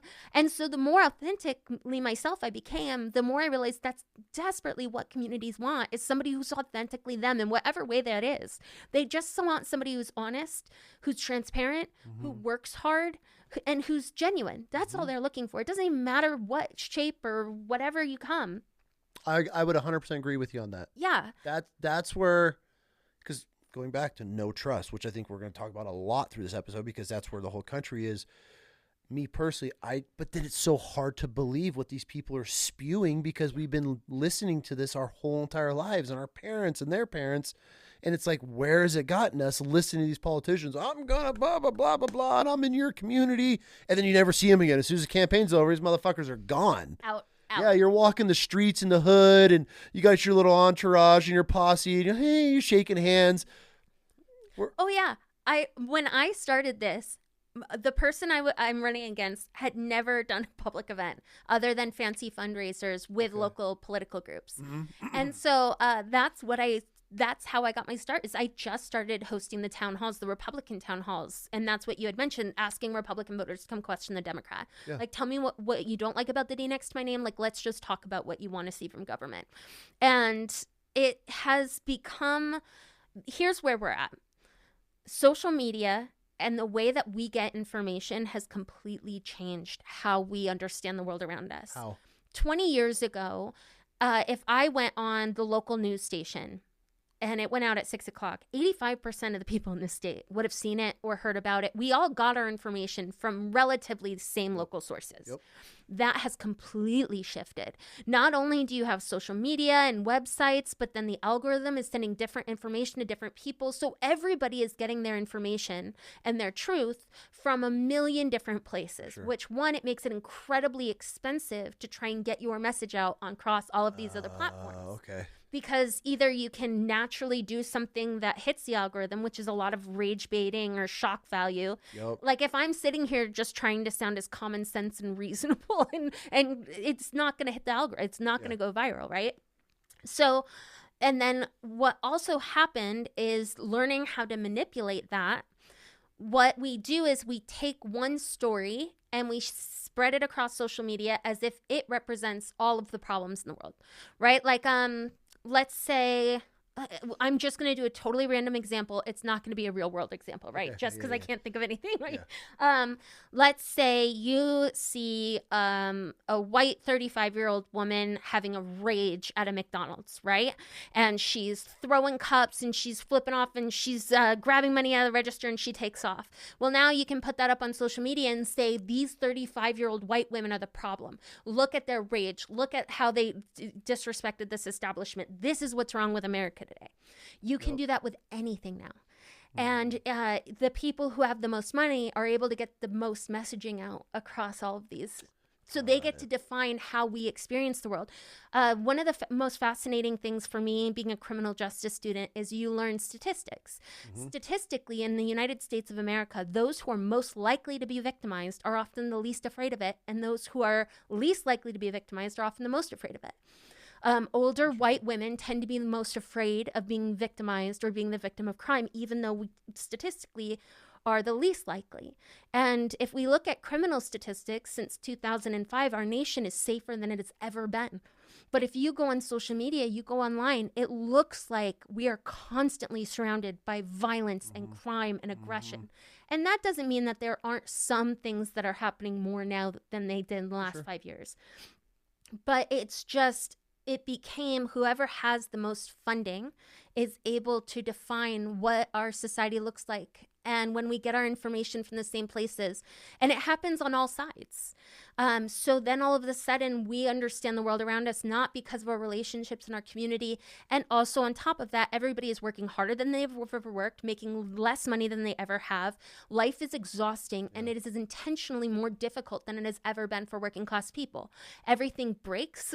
Nothing's made as well as it used to be. We just had this conversation last night. Yes. Corporations and monopolized industries are using really underhanded tactics, like insurance companies. Delay, deny. They're making it as complicated and frustrating a process. Same with tech support, same with phone companies.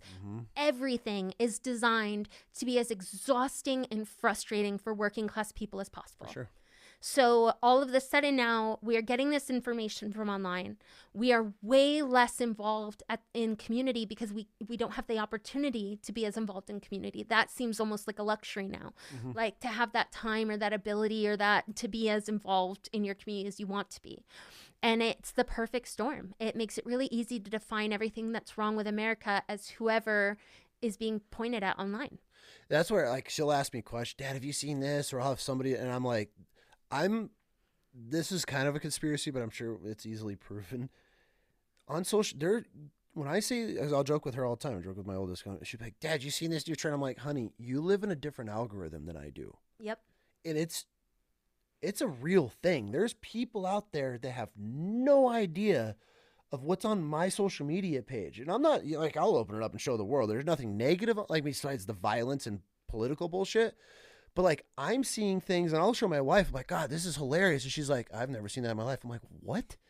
And it just proves you that depending on the algorithm that you're served or searched or they've picked up on, that's what you're fed. Like, there's people on this planet that live next door to each other that live in completely different algorithms, which are different worlds. And they are just being fed so much different shit and propaganda and the hate and just this. And so it's crazy. And now you're here trying to build this is who I am. Look at me.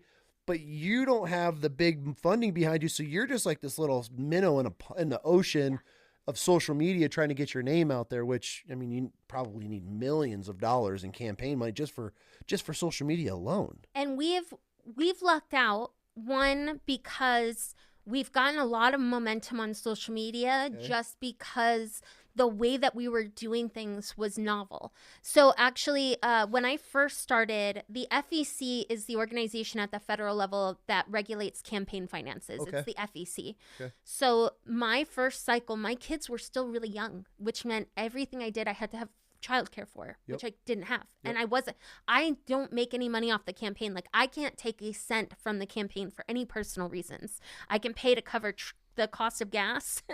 And if I need a place to stay while I'm on the road, that's it.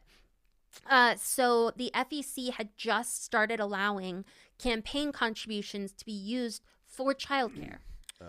So when I ran, that was the first cycle ever that candidates could use campaign money for childcare. And I didn't even realize that. You probably never needed it before because they're all... Oh, yeah, they're all well-funded. older dudes with a lot of money. And so I was actually one of the top 5 in the nation for using it. And so we made a big national article about that. Actually, we just had Politico cover us because they were looking at younger working class candidates using social media. And so social media has probably been the hardest thing for me. Like I said, I wasn't a public person. I wasn't online very much before the campaign.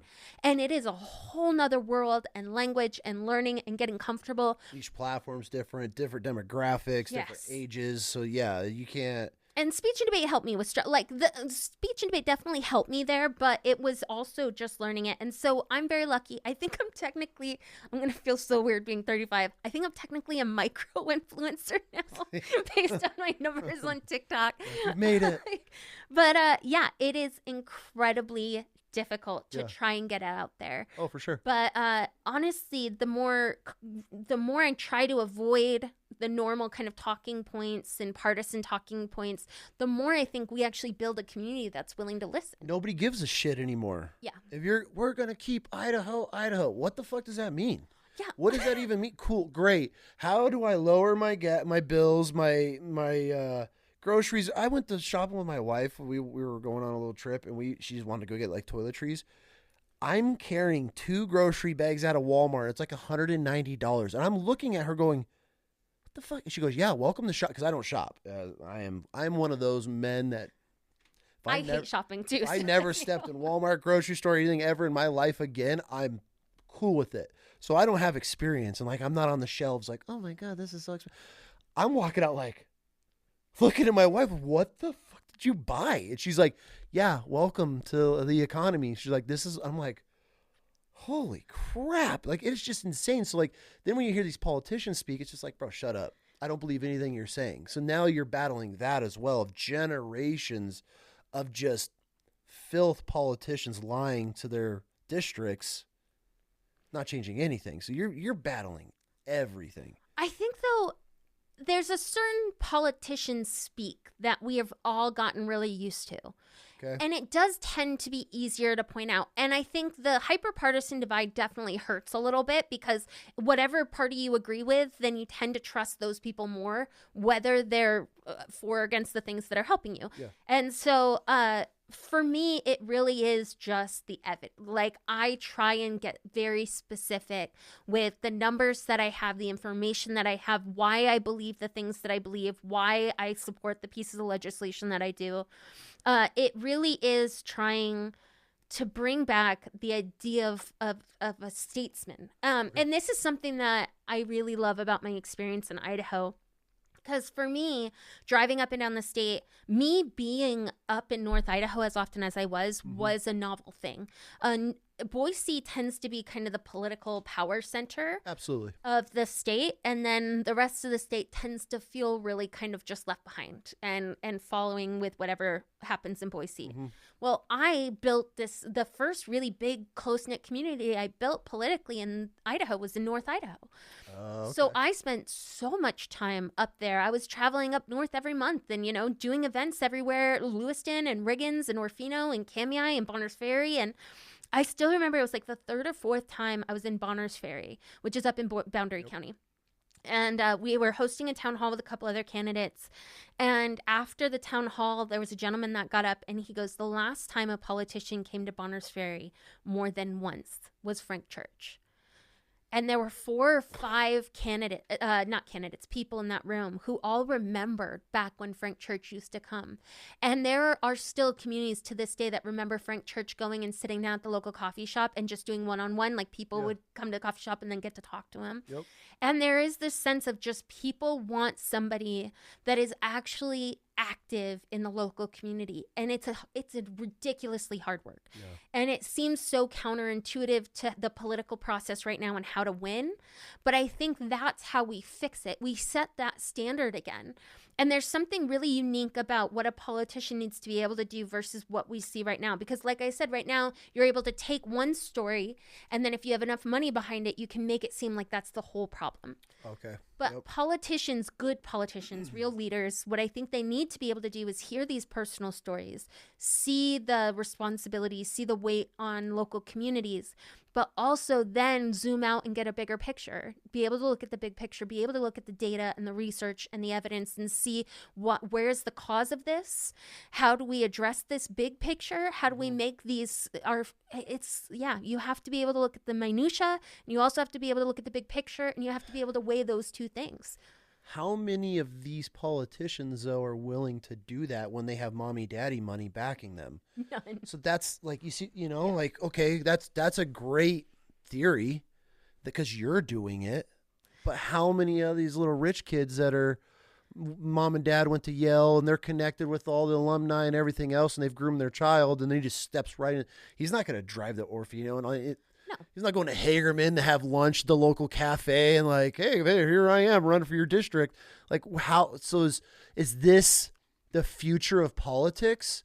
But how far do we have to go? How many years have to go on before we start waking up? Because I feel like that's the problem with my personal opinion. That's a huge problem with this country right now, is that we're in so many different parts of the race, right? Right. I'm with you. I want to see who's representing us at the VFW, at the local, event that you're hosting. But how many years are going to have to go until all these states start waking up and be like, yo, this dude's just a piece of shit politician. Like, fuck this guy. He's been preaching this. His people have been preaching this. Like, how do we get America to wake up and start legitimately voting for differences and voting for us? But then how do we trust politicians? Because they're all standing there with their little town hall meetings and like, yeah, I got your back, and I'm going to be here for the people and the working class and the coal miners, and we're not going to take your guns, and I'm not pushing vaccine. And then they get up to Congress and they get APAC money, and they're like, fuck all of you people. Like it is. That's how I look at politicians. It is not far off. It was devastating, I think, for me, especially looking up to that. Like, this is for sure. This is something I idolize. Like, being in Congress, I cried the first time I went to Washington D.C. to meet with I'm looking out at the Washington Monument and the Supreme Court building and Congress and all of these things, which really have been just a huge part of my entire life, something I've loved and I'm passionate about. And then I'm there in person. I'm getting to see this as I'm getting to run this campaign. I got really sentimental with it.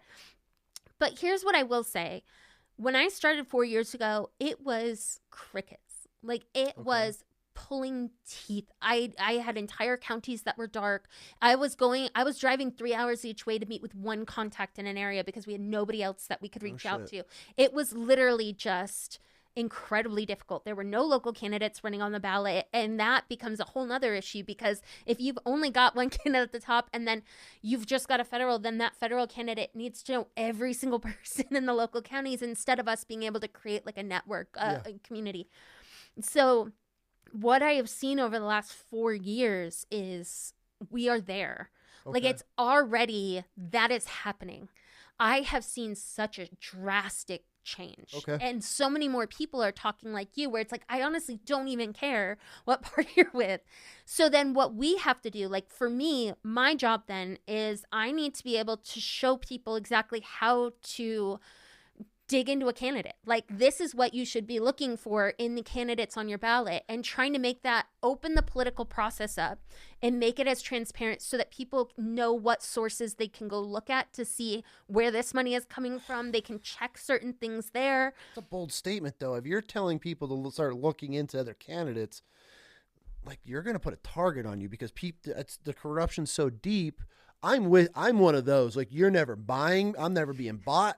I'm going to speak my mind. I don't give a shit what it costs me. I'm going to be me.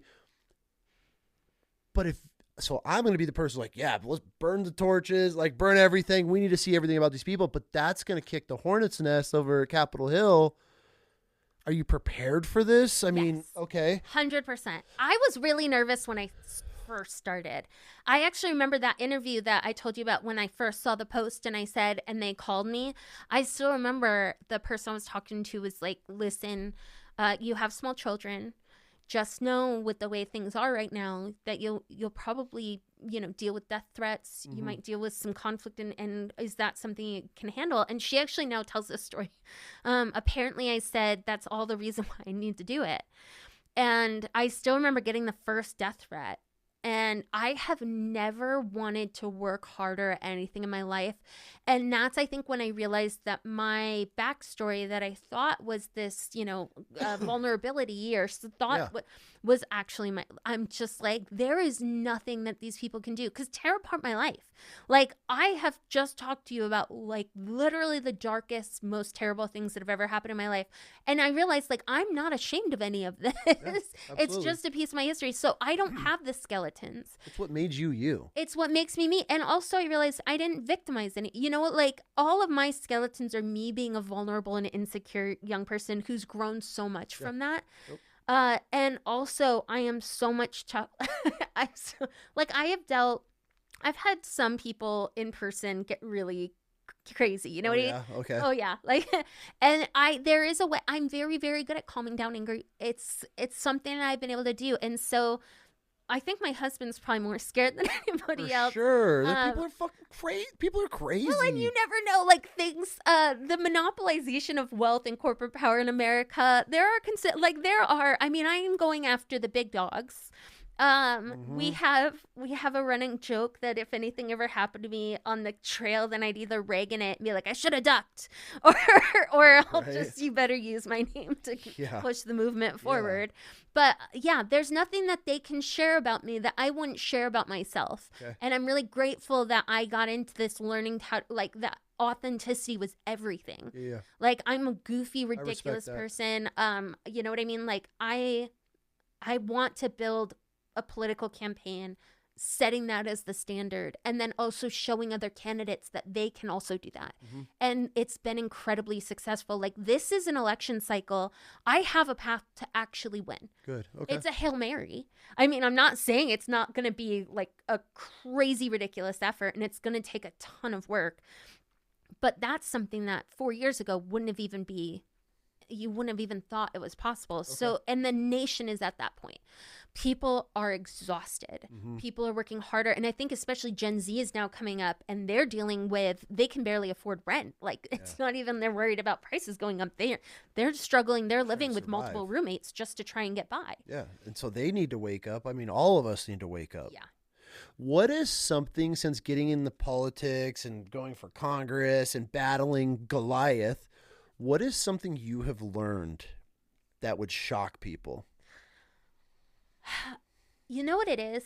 And it's the thing that I wish I could just share with every person individually, because we often argue so much about where our federal tax dollars go. Yes. And especially in a state like Idaho, where we're 63 to 66% federal lands, which means it's really hard to generate revenue on these lands in order to pay for local infrastructure, education, yada, yada.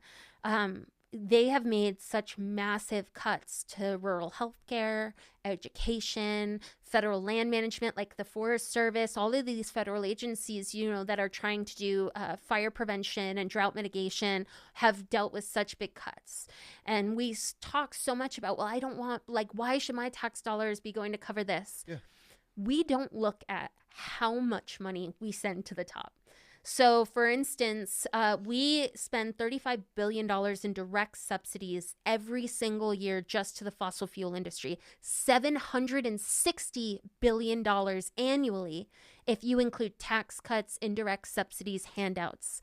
And that's just one industry. That's one of the most monopolized industries in the world. But then they cut some of the renewable energy contracts. And I remember a politician saying, well, if it requires subsidies and it can't stand on its own 2 feet.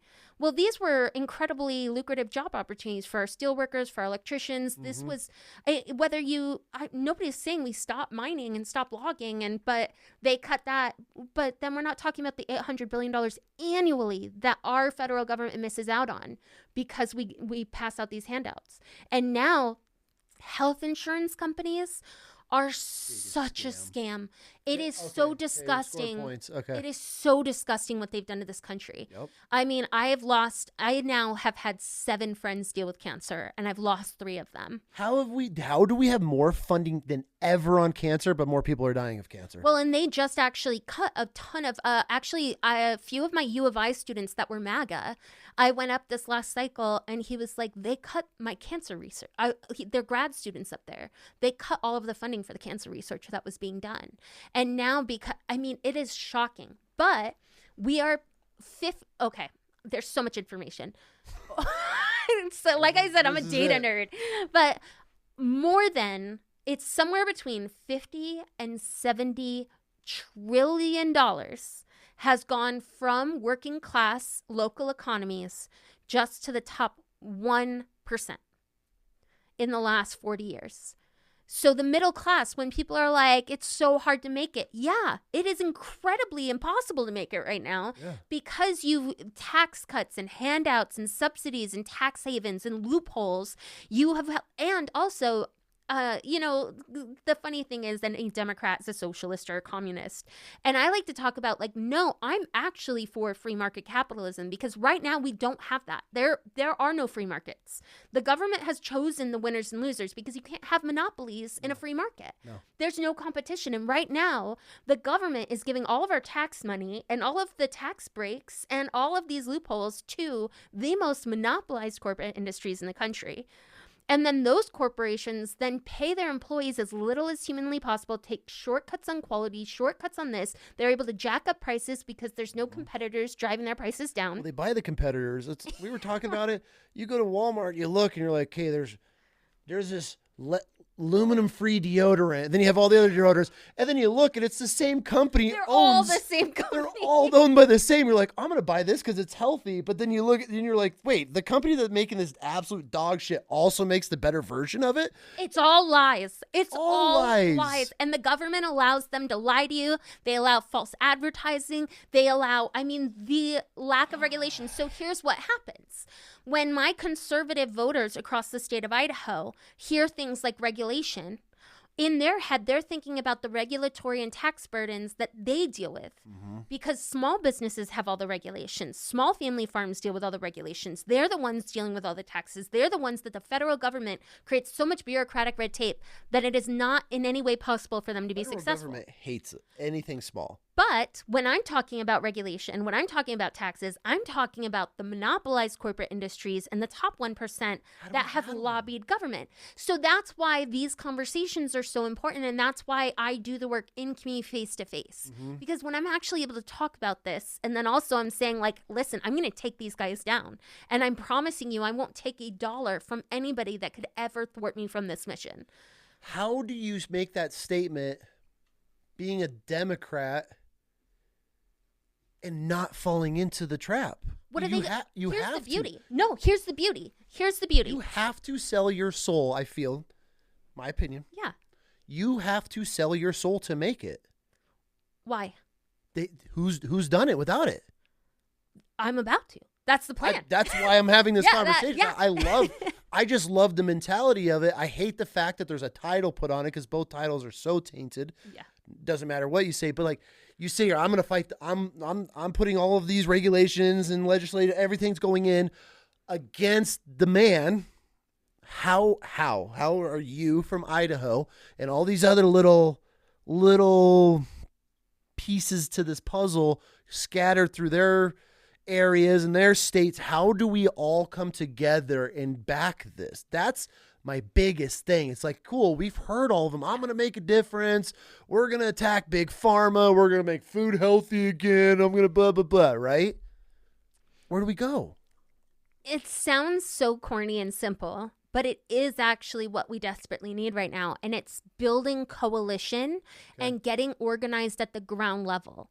Because if you look at any of these elected politicians, they don't know a single member in there. Like, they have maybe a couple political connections and donors and things, but they're paying somebody else to put all of this stuff out. 100%. Whereas we're building actual coalition that doesn't require any money. So right now, I could probably reach out to tens of thousands of my contacts and get something out. It would take a ton of effort. For sure. And it would take our team, but we've built that from the ground up. And because I don't get anything from the party, the only thing that I get from the party is from the local party. So I work with my local county chairs, my local volunteers, and these aren't big DNC members. These are Idaho Democrats.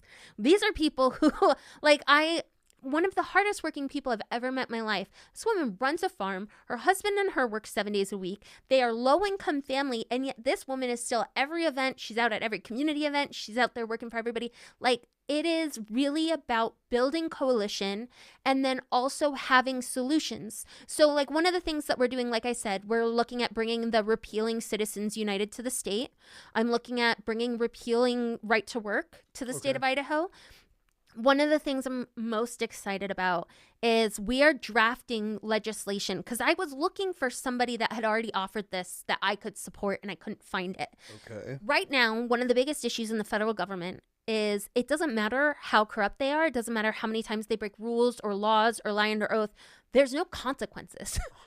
And I think we've learned over the last 10 years, we just keep watching it get worse and worse and worse. And we're like, where are the consequences? Yeah. And it was shocking to me. I always assumed at this level, if you did something wrong, you get arrested.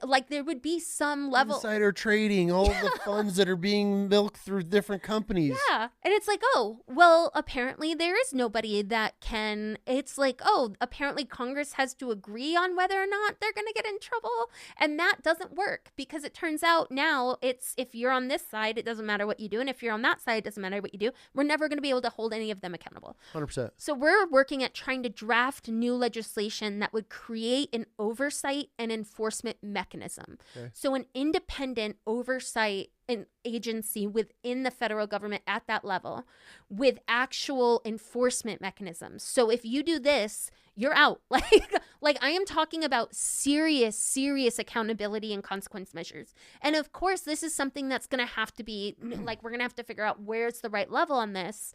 But that's something every single grassroots candidate that I work with is like, heck yeah. Every voter I talk to is like, heck yeah. Yes. We can build coalition. And every candidate that I work with now nationwide, because 4 years ago, there was 3 of us. Now there's hundreds of us all running, and all of us are supporting each other. So none of us are getting money from corporations or from the party. We don't rely on anybody other than all of these other independent grassroots candidates that are as committed to the same things as the others. Mm-hmm. So we build that coalition. We have the policy, and then we create a movement, and all of us lift each other up.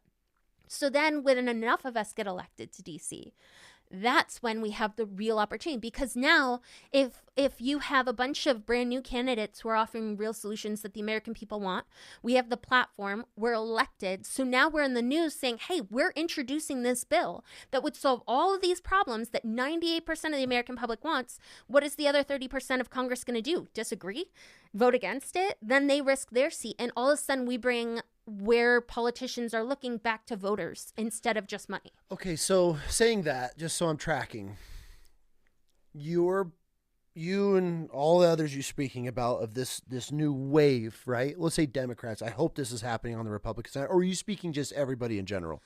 You're probably speaking more Democrats. Everybody in general. Like, I do tend to work with more Democrats, but I 100% have worked with Republican candidates. Okay. So what you're saying is there's this movement in the young political party for the individuals in these states.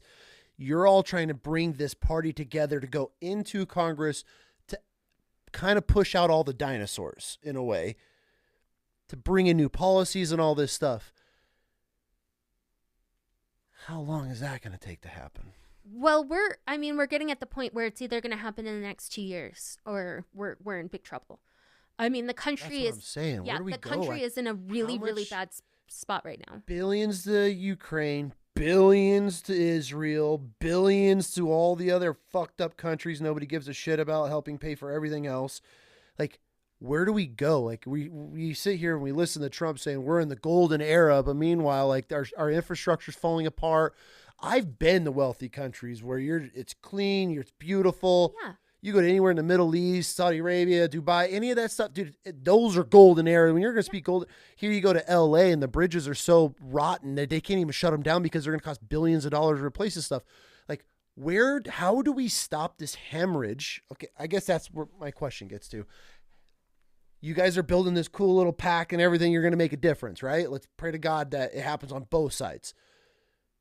How do we do this before we run out of blood in this country? Like, we are draining ourselves so quick, at least how I feel, of where all of our money's going.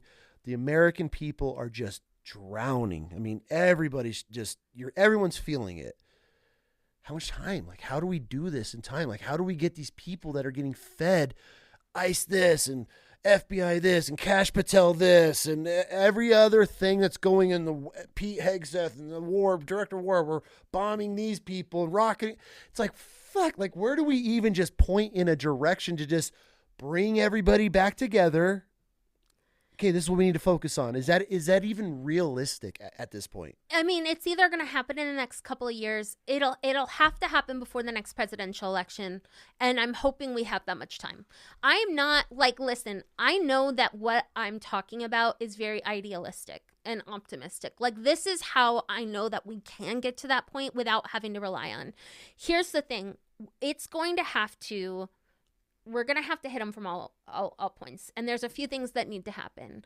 Working class people in this country need to take their power back.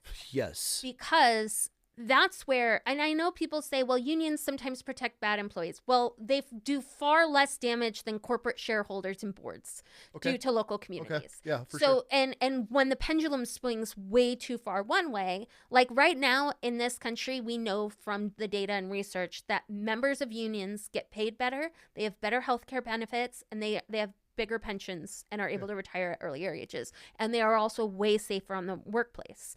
But in right to work states like Idaho, that is not the case. Like, we are making such little money.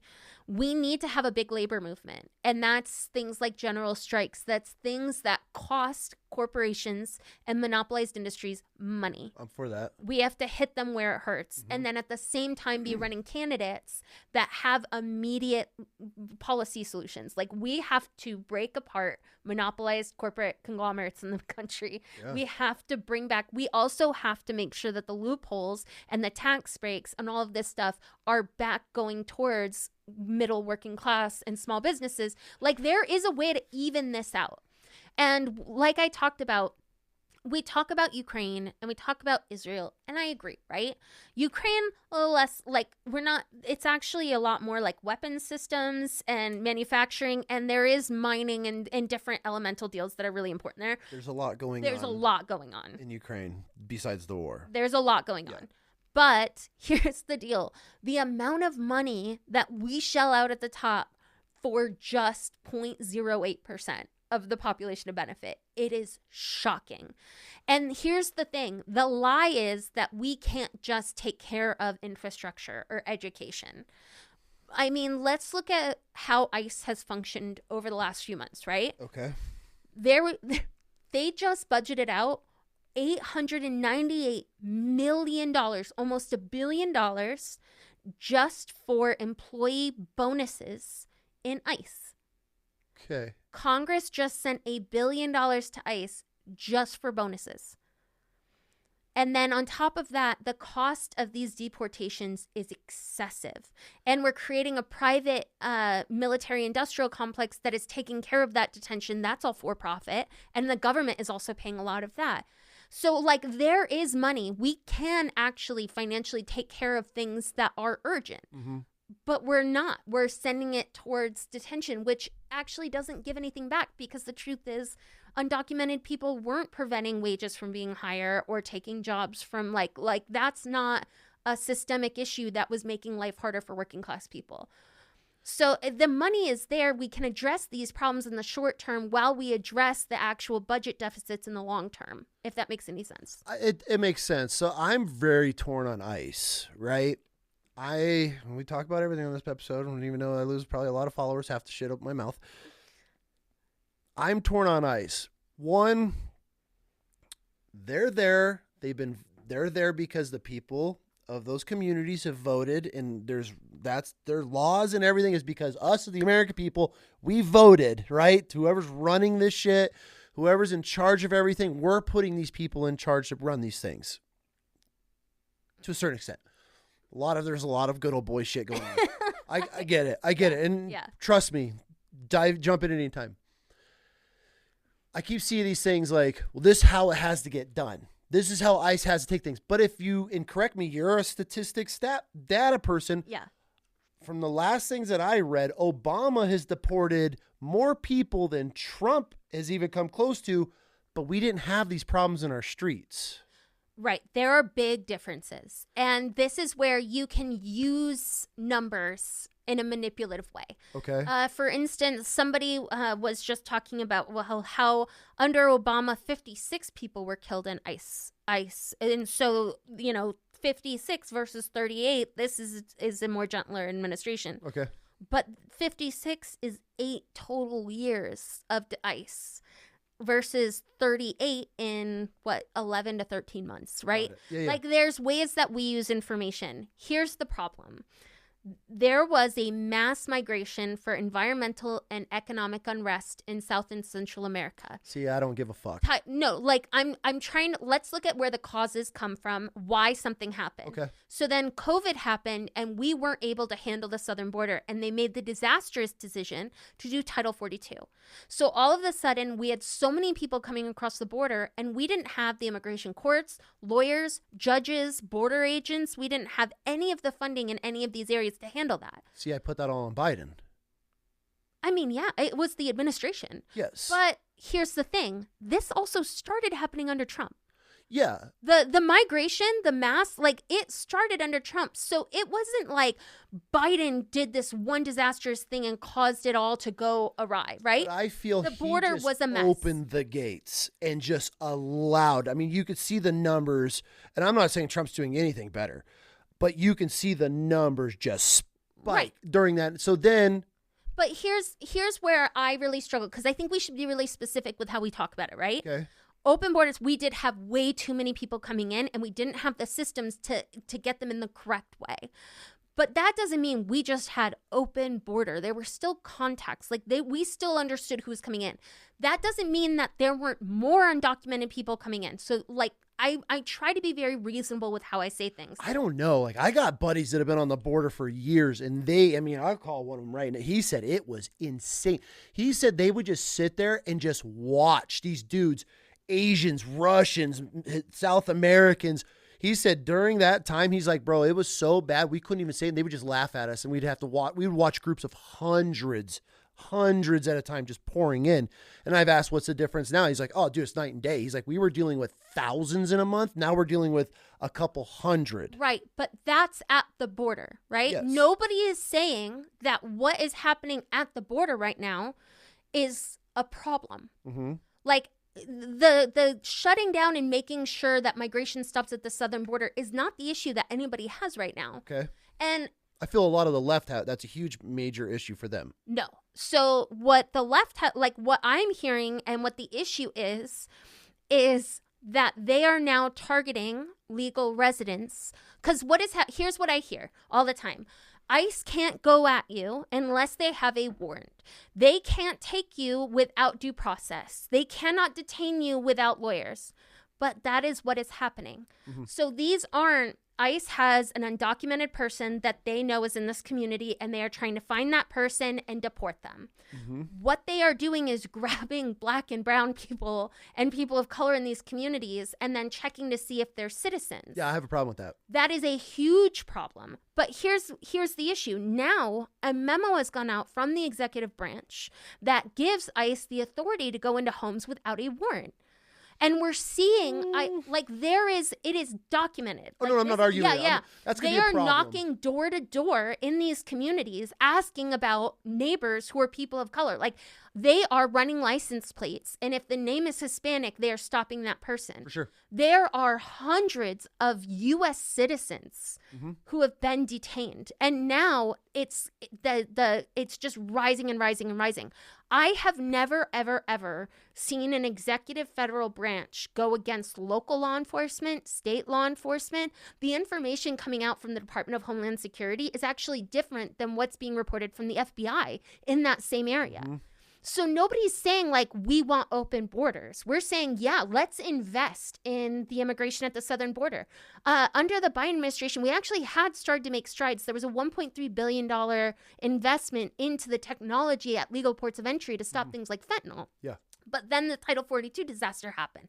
We needed to plug that. But like in Idaho, they canceled the legal visas of 4 of my grad students at the University of Idaho for no reason. They are going to people's green card appointments. And this is things that I have seen firsthand. This isn't just speculation or lies or so what started as, okay, this is a problem. We need to address this problem, has all of a sudden become almost like a push of the executive versus the states in what this one agency is able to do. And here's my problem is, so like I said, criminal justice background, right? Yeah. Most of my mentors are in law enforcement. Sure. I actually have worked with the Border Agents Union. Like, this is an agency I work with. They rush hired over 12,000 agents in less than 8 months. Oh, yeah. Yep. We have people that have never had military experience, law enforcement experience. Firearms They're being experience. rushed through.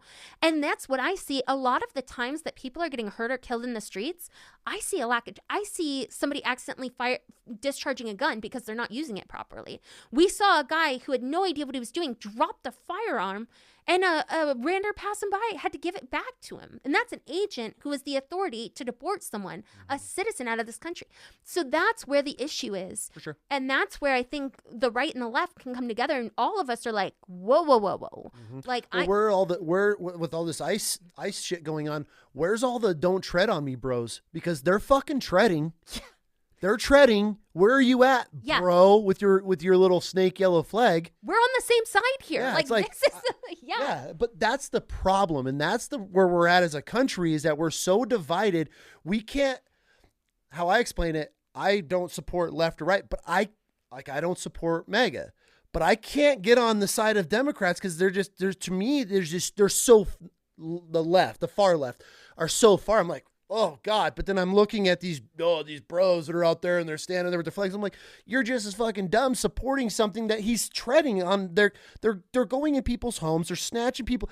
I see a video of this guy blowing leaves and 3 cars pull up and he runs into people's house. I'm like, to me, that guy's working, Yeah. right? So this is, I guess I catch flack here. And this is where I feel as far as immigration, if you're a family, like I fought for this country, right? I fought because everybody has the right to come to this country. And this is how I feel.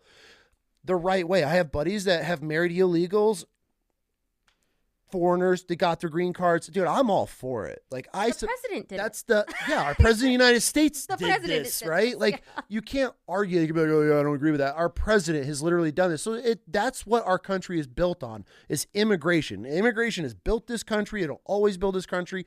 I support it. But obviously with the huge influx coming in, if you're a military age male here by yourself, you got to go. I don't care about that. But these families, these people that are trying to just live this American dream, but the process is so expensive, so long, years of going back and forth to try to get any documents and paperwork done.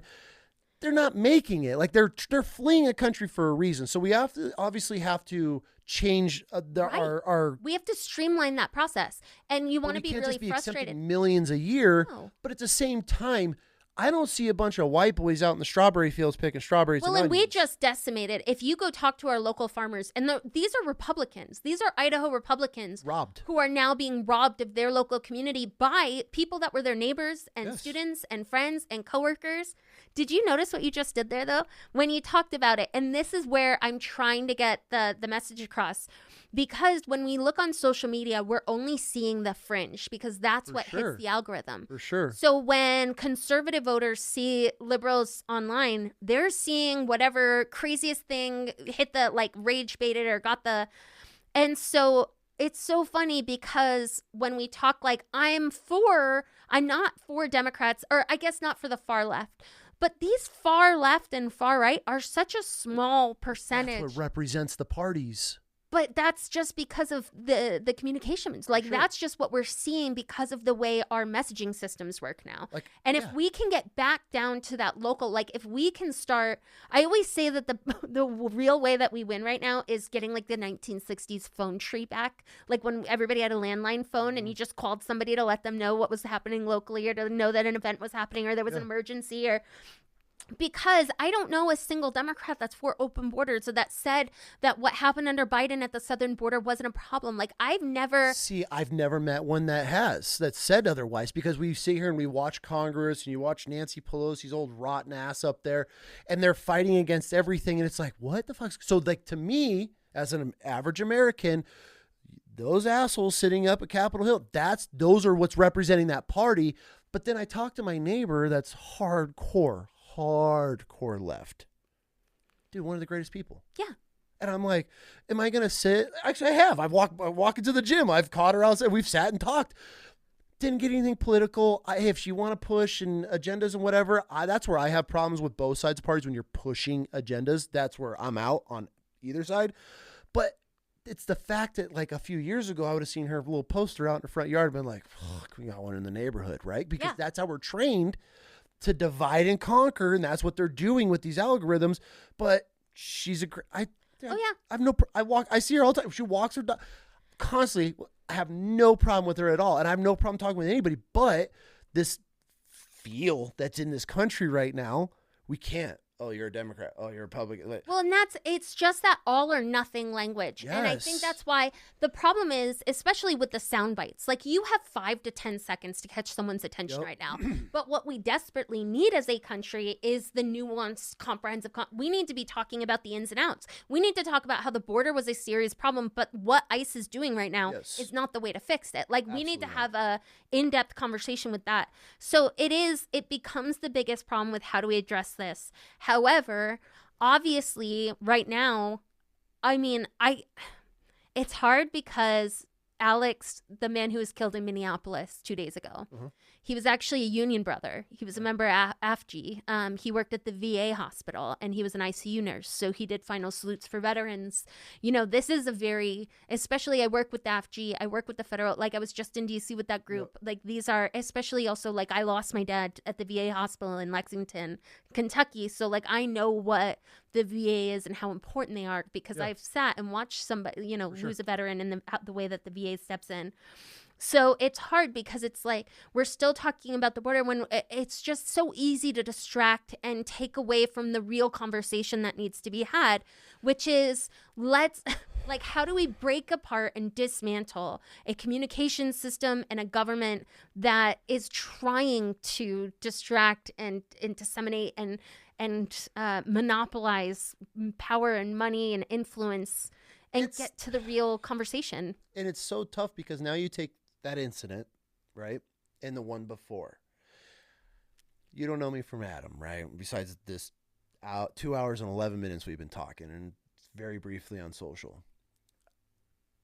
I am a very make it make sense person. I actually have a t-shirt. The buddies have made t-shirts like make it make sense. I live my life by if it makes sense, cool. This recent one, I understand protest. And I understand ICE has a job. If you're going to kick a hornet's nest, you're going to get stung. It doesn't matter what side you're on and what your beliefs are. If you're pushing the wrong people, there's going to be backlash. And I'm not saying I support them protesting, and I'm not saying I support ICE. I think it's all fucked right now. But when you're putting yourself in these situations with untrained individuals, you have this huge influx of stress. Everything's anxiety. You got these Antifa online, shoot, kill them all, stand up to your neighbors. We need to da-da-da-da.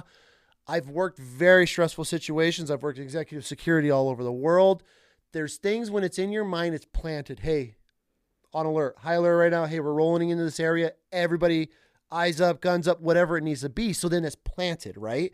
So then you get a guy, which I don't feel he did very much wrong, right? The woman gets pepper sprayed. He's whole filming. Thing. He's filming. They grab him. He turns. He ends up on the ground. I was explaining this to my wife because she asked me. She goes, break it down to me. She was like, for somebody that makes sense, and this is how I'm going to break this situation down. So as somebody from the outside, because I'm torn. Because I'm watching everything. I'm watching they're pushing a lot of boundaries, ICE is. But at the same time, ICE has a job to do, and that is to get illegals out of our country. So I support that. What I don't support is when you have a man on all fours. Here's my big question. I don't know the gun laws where he's at, if he was legally carrying or not. He was 100% legally carrying. That changes everything. He was permitted, and it was holstered. You have a man that got in an altercation with a police officer, with an ICE agent. He's disarmed. He's on all fours. He is no longer a threat. Here's where it gets tricky. In that situation, you have all of these men on him. As a cop, as a private security, as anything, if you have somebody detained on the ground and you hear gun, everybody 0 to 1,000. I don't know if I want to put this out. When they pulled his pistol out, I feel that dude that had his pistol negligently discharged his pistol. That's what it you could see a recoil. Like, it's not 100%. I can't say 100%. I can't either. When that shot, this is my theory and my speculation, when that shot goes off, everybody's hearing gun. Disarms him. Nobody else knows where the gun is. You got guys at the head, you got guys at the feet, you got guys on the ground. They're detaining this dude. You hear gun, you hear a shot go off. You are so amped and ready to go. You're just waiting for a cricket to fart before you can start smoking dudes. And that's the reality. I don't care who you're training. You're not trained for that. Bro, when you're in an environment like that and you are max level, you got dudes that are threatening to kill your families. You got all this shit going on. Did they execute that dude? 100%. He's unarmed. He's a civilian, legally carrying a gun, protesting what he needs to do. If he didn't put hands on an ICE agent, you're not getting detained. Here's the problem. And here's where I will disagree. Okay. Let's see. He didn't put hands on an ICE agent. The ICE agent approached him. For sure. I'm so not arguing that. Here's the problem. Here's the problem. And I hear this a lot specifically in Idaho. And I don't know if this is going to get me in trouble or not. I want to address this because it is something I see a lot, and I'm really curious about it because I see a lot of my Republican neighbors saying, well, that's what you get. Like, you're anti-American, you're out there protesting, you're protesting law enforcement. But that's one big issue is these aren't law enforcement. This is against the state's will, and these are not like trained ICE officers with warrants. No, they're not. They're not looking. They don't have targeted individuals. They are there picking up people of color to check and see if they are undocumented. Mm-hmm. So, and then on top of that, you have protesters who are filming and stepping away, and you have ICE that is coming up and interact. Like, I can't tell you how many people I've seen get pepper sprayed. Like, this is not even something where it's just my perception. Yeah. There have been 4 separate federal judges that have looked through, one, required body camera footage, but 2, found that ICE agents have completely lied about how altercations began 100%. And have escalated. But here's the thing that I see that I think is really interesting. I know so many of my people in Idaho communities that if they were approached by cops or law enforcement the way that these people are, would have fought so much harder. I'm fist fighting everybody. And here's the thing. Because we have such a safe and calm community, our law enforcement tends to have great relationships with community. Yeah. Like, we aren't overly policed. I live up in the North Eagle foothills. I think I've seen like a police officer up there 3 times, and it's because they went out to park and have lunch and watch the beautiful view, right? But if a cop just came up to one of our residents without a warrant, without probable cause, didn't tell them why they were approaching. I'm fist fighting this. Because a cop can demand your identification they can pull you out of a car without telling you why. They actually have quite a bit of authority in these situations. Mm-hmm. And we saw it with Ammon Bundy. We saw it with several different groups where when they are faced with this kind of law enforcement interaction within the legal frameworks, they feel as if they are being tread on. And so what I want us to do is really look at these situations where this is not law enforcement. These are not properly trained people. 100% These are people operating outside of that framework. And I want the don't tread on me crowd. Like, I'm here for that. I don't want the U.S. government to be able to dictate how you live, how you believe, what you do with your family. Like, I don't want that. I want the government to provide the economy you need to be successful, the infrastructure we need to build out successful. Like, that's it. So it's hard for me because I look at ICE and I look at what would have happened if that had been a white Idaho family and this state would have had an uprising unlike anything else. Mm-hmm. And I am not someone who overreacts. Like I said, I've faced quite a bit of violence. For sure. I have never been more afraid with the amount of just unregulated, no oversight, untrained people going out and starting and escalating conflicts with legal citizens and people. There's a lot of situations where I watch and I'm like, ugh, because I've been, my whole military career, I started a very successful executive security company, worked for guys all over the place. I worked private security in Afghanistan. I've been there. I watch a lot of what these law enforcement officers are doing in these situations, and I'm like, like your number one job is to de-escalate. Like, why aren't we out here talking to these people? Like, I watched an ICE agent roll up, and he goes, "You fucking idiots!" He's like, "We're trying to grab a pedophile right now," and he's like, right. "Okay, go do your." But like, if you're just snatching random, give me your ID. Who are you? Hey, if it's the law though, that's the law. But it's not the law. That's the problem. They grabbed a 17-year-old American citizen. They're not like I've seen videos of him screaming, "I'm an American. I'm a citizen." Like I've seen these videos. Like, with drivers. It is just unbelievable because the problem is we expect law enforcement to be honest because our law enforcement communities are. But then we watch ICE and what they're doing and they're saying, well, we didn't know. And it's like, well, they had their birth certificate. They had their driver's license. They had documentation. And now I've never seen this before. I have always been someone, like, I watch body cam footage all the time because it's such a great way to see how we behave in public and perception. Yep. And I can't tell you how many times I've seen somebody who's being investigated. I know my rights. You can't do this. Da, da, da. They don't know what they're talking about. The cops with 100% within their legal rights, right?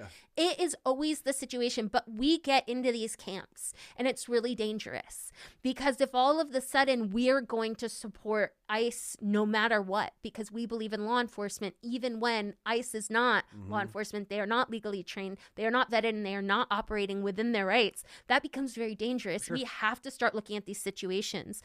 And I look at the database that they have started of domestic terrorists. So if you are on social media and you are talking about certain issues, you are now, and it just happened, they canceled the passports of multiple American citizens who flew out of the country without realizing there was an issue. And then Interpol stopped them as they got out of the country because they are now on the list. See, that was a topic that I have. Every one of these protesters that are getting arrested and how I hate that they're labeling them as a domestic terrorist. Yeah. Now, so for me, this is subtle foreshadowing when they want to take control. Now you're a terrorist. Oh, you don't like it? You're a terrorist. You're against us? You're a terrorist.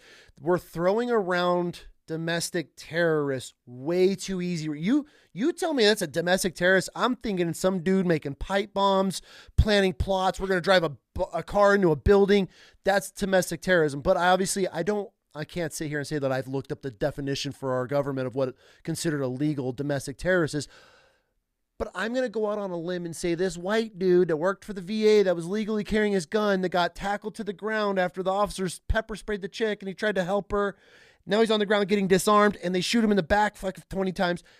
To me, I'm like, I would argue that's not a domestic terrorist. Right. Well, if he was a domestic terrorist, he would have rolled up their guns ablazing, right, proven his point that he's a domestic terrorist. And I get they all come in all shapes and colors and sizes. All the times. Right. But we get in this really dangerous category where if they look and sound like us, then we're more likely, like it happened across the country, there were several attacks on power grids. Yeah. Power stations. It happened in Idaho. It happened in, I don't want to say the wrong state. I think it was South Carolina. It was on the East Coast somewhere. And they called it vandalism. Now, these were militant, anti-government extremists who were attacking the power grid. That's a domestic terrorist. And they called them vandals. And it drove me bonkers. Mm-hmm. But then I sit here and I talk about this. And I'm someone who, like I said, I have seen firsthand what it takes to serve this country because I have lost I have sat and watched someone be deployed and watched somebody else come home. Yep. Like I've had my life saved by our law enforcement. For sure. I know what it's like to count the seconds and wonder if you're going to be alive when they make it to you and have that kind of gratitude.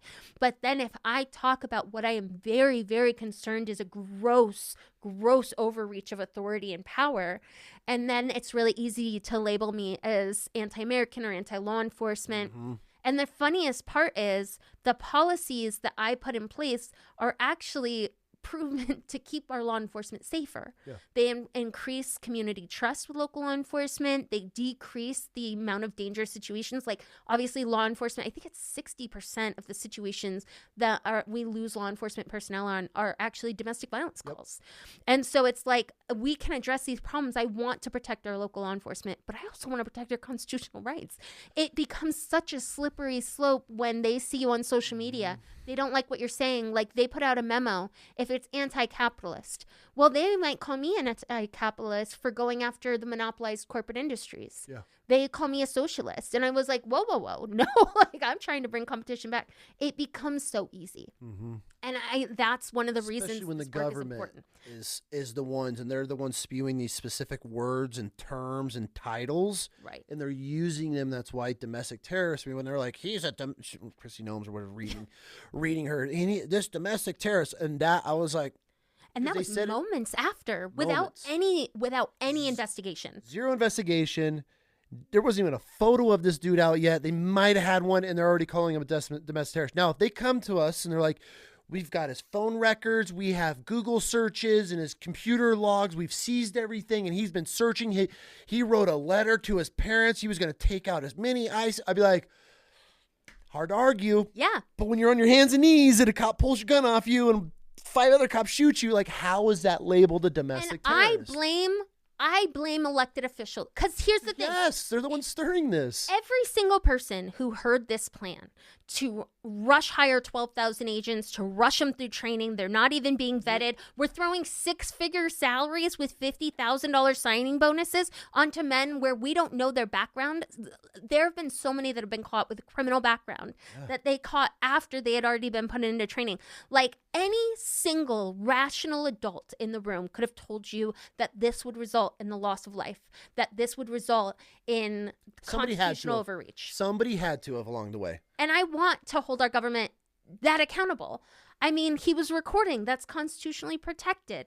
You know, he was carrying. He was constitutionally protected. Like, there are all of these things that I think Idahoan conservative voters and myself all have in common. And it's really being able to have these thorough conversations where we start seeing each other as individuals and not as whatever social media fringe that we've been so geared up to be angry at. Yeah. Because everybody, there's culpability on all fronts. For sure. Everybody who's in a position of power right now has culpability in this. Christy Nome, I will never, ever be able to forgive them releasing doctored and manipulated video footage. We know that for a fact. Which were for when? Renee Good. When they released that one angle, so there was like 6 or 7 different angles. They took that one angle and they actually sped it up. So it looked as if she had turned and hit that officer faster, and then they cut it just before he stepped off. And then they just released an AI doctored photograph of a black woman, a protester who was being released from custody. And they AI generated it to make it look like she was sobbing and crying when she was calm and just walking out of the building. So these are aspects, and I don't care whether you're Republican or Democrat or independent, this is the kind of nonsense happening in government that we're allowing. And I want to rip it all out. I want to get rid of all of it. Lie about one thing, you can't be trusted. It's like, if our government is willing to lie and photo doctor evidence that's going out on the news, once you do that, done. Your credibility is done. Like, why? If you're covering things, you're AI changing things, you're pushing a narrative, you're trying to cover things up, you're trying to hide. There's so many reasons of why. Guess what's the best option? The truth. If you mess up, hey, this agent is going to be held accountable. Yes. Hey, this person, now that we have the evidence. So the whole good thing, that I'm right in the middle of that one as well, because that's a whole, we don't even need to get into that, since we're going to. Well, and here's what I'll say.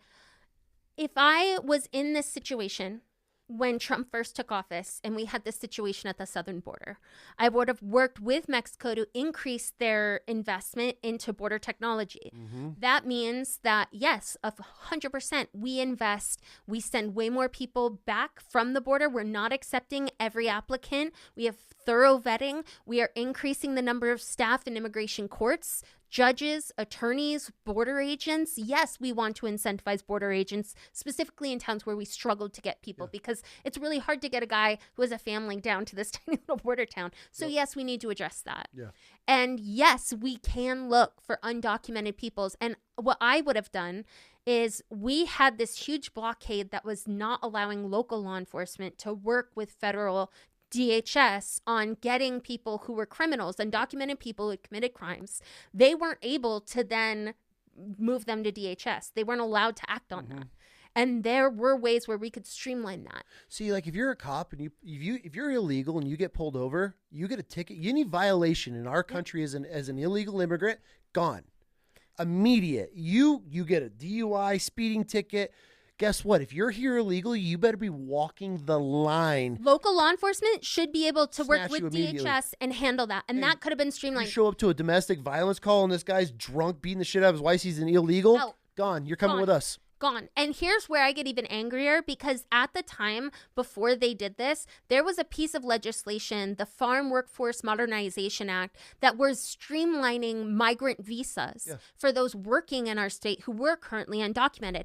And of course, they never brought it out of committee. They didn't vote on it. They did nothing. Instead, they funneled billions and billions of dollars into agents with no training. And now we've got this giant mess. And we have 2 American citizens who are in the street dead.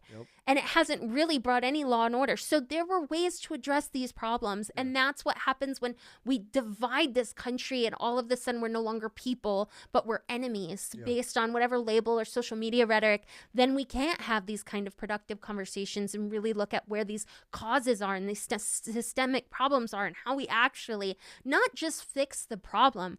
I want to innovate the best possible future. Like, that's what used to make America great to me. The ability to do We were constantly on the frontier. We were innovating the best in the tech world, in medicine, in space, in our economy, that's what made us great.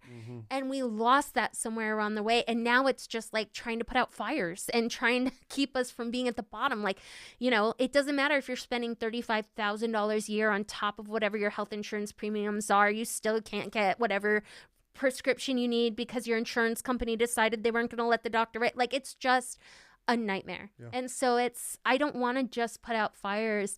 I actually want to create and legislate like the America we can all be proud of again. And I think that's something. I'm with you. So where do you go? Okay, I guess one of my last questions, we'll wrap this up. Where do we go from here as America? Where do we go? How do we vote? Everybody's owned by APAC. Our own politicians are Israel first. Where do we go from here? How do we make a difference as America? You being some Democratic politician sitting in my studio. Wild, right? That is wild chaos by itself. Where do we go from here? Because I'm not voting for Trump. I'm not voting for Vance. Definitely not J.D. Vance. He is not getting my vote because we all know he's been groomed and paid for already. But then you have Kamala Harris that was just placed in that position, and we're having no King's protests, even though they're supporting her, and then she was put there.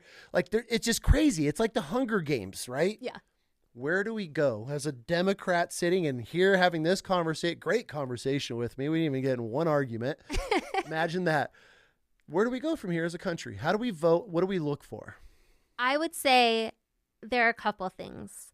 We should only be looking to social media for information on how we can get involved in our community in person. Okay. So I use social media to share my events, to share opportunities, to share volunteer, like different ways. But we have got to stop understanding the world through social media and start understanding it in person. Absolutely. That means being able to have these difficult conversations and dropping these assumptions we have instead of being like, because we're so geared up. And it is frustrating because you see something online that makes no sense and you define that to the person that says they're a Democrat or says they're a Republican. And so here's the thing, everybody's angry. On both sides, right or left. And that's something I've recognized. And everybody's anger is righteous. Everybody who is angry in this state, right or left, has a very valid reason to be angry. So I validate that emotion and I understand why they're angry, and then I try and fix it for them. Yeah.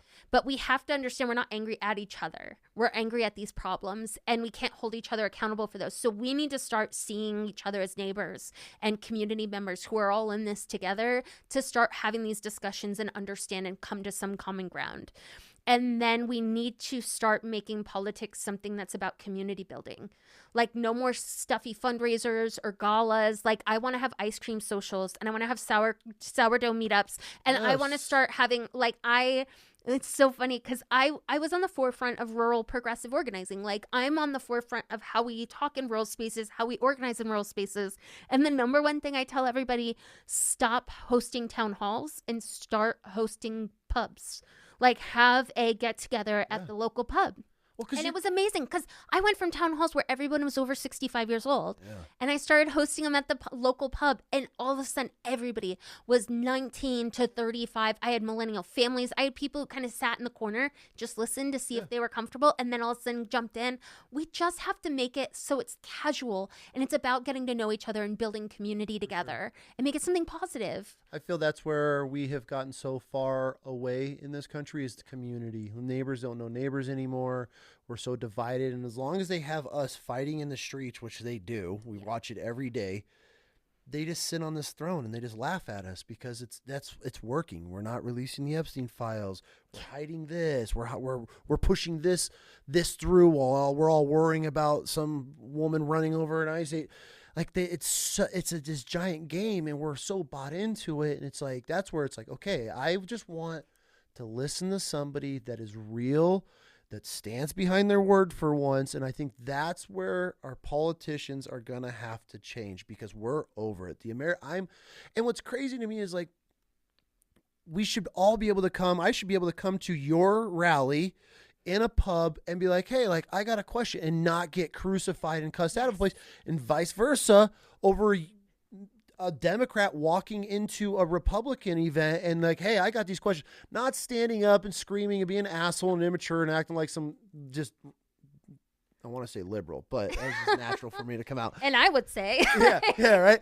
And so, but it's just like, that's where we're at now. And so I'm with you. And this is why I wanted to have this conversation, because like, I feel if more people just sat and talked and just heard it out, doesn't mean we have to agree on everything. No.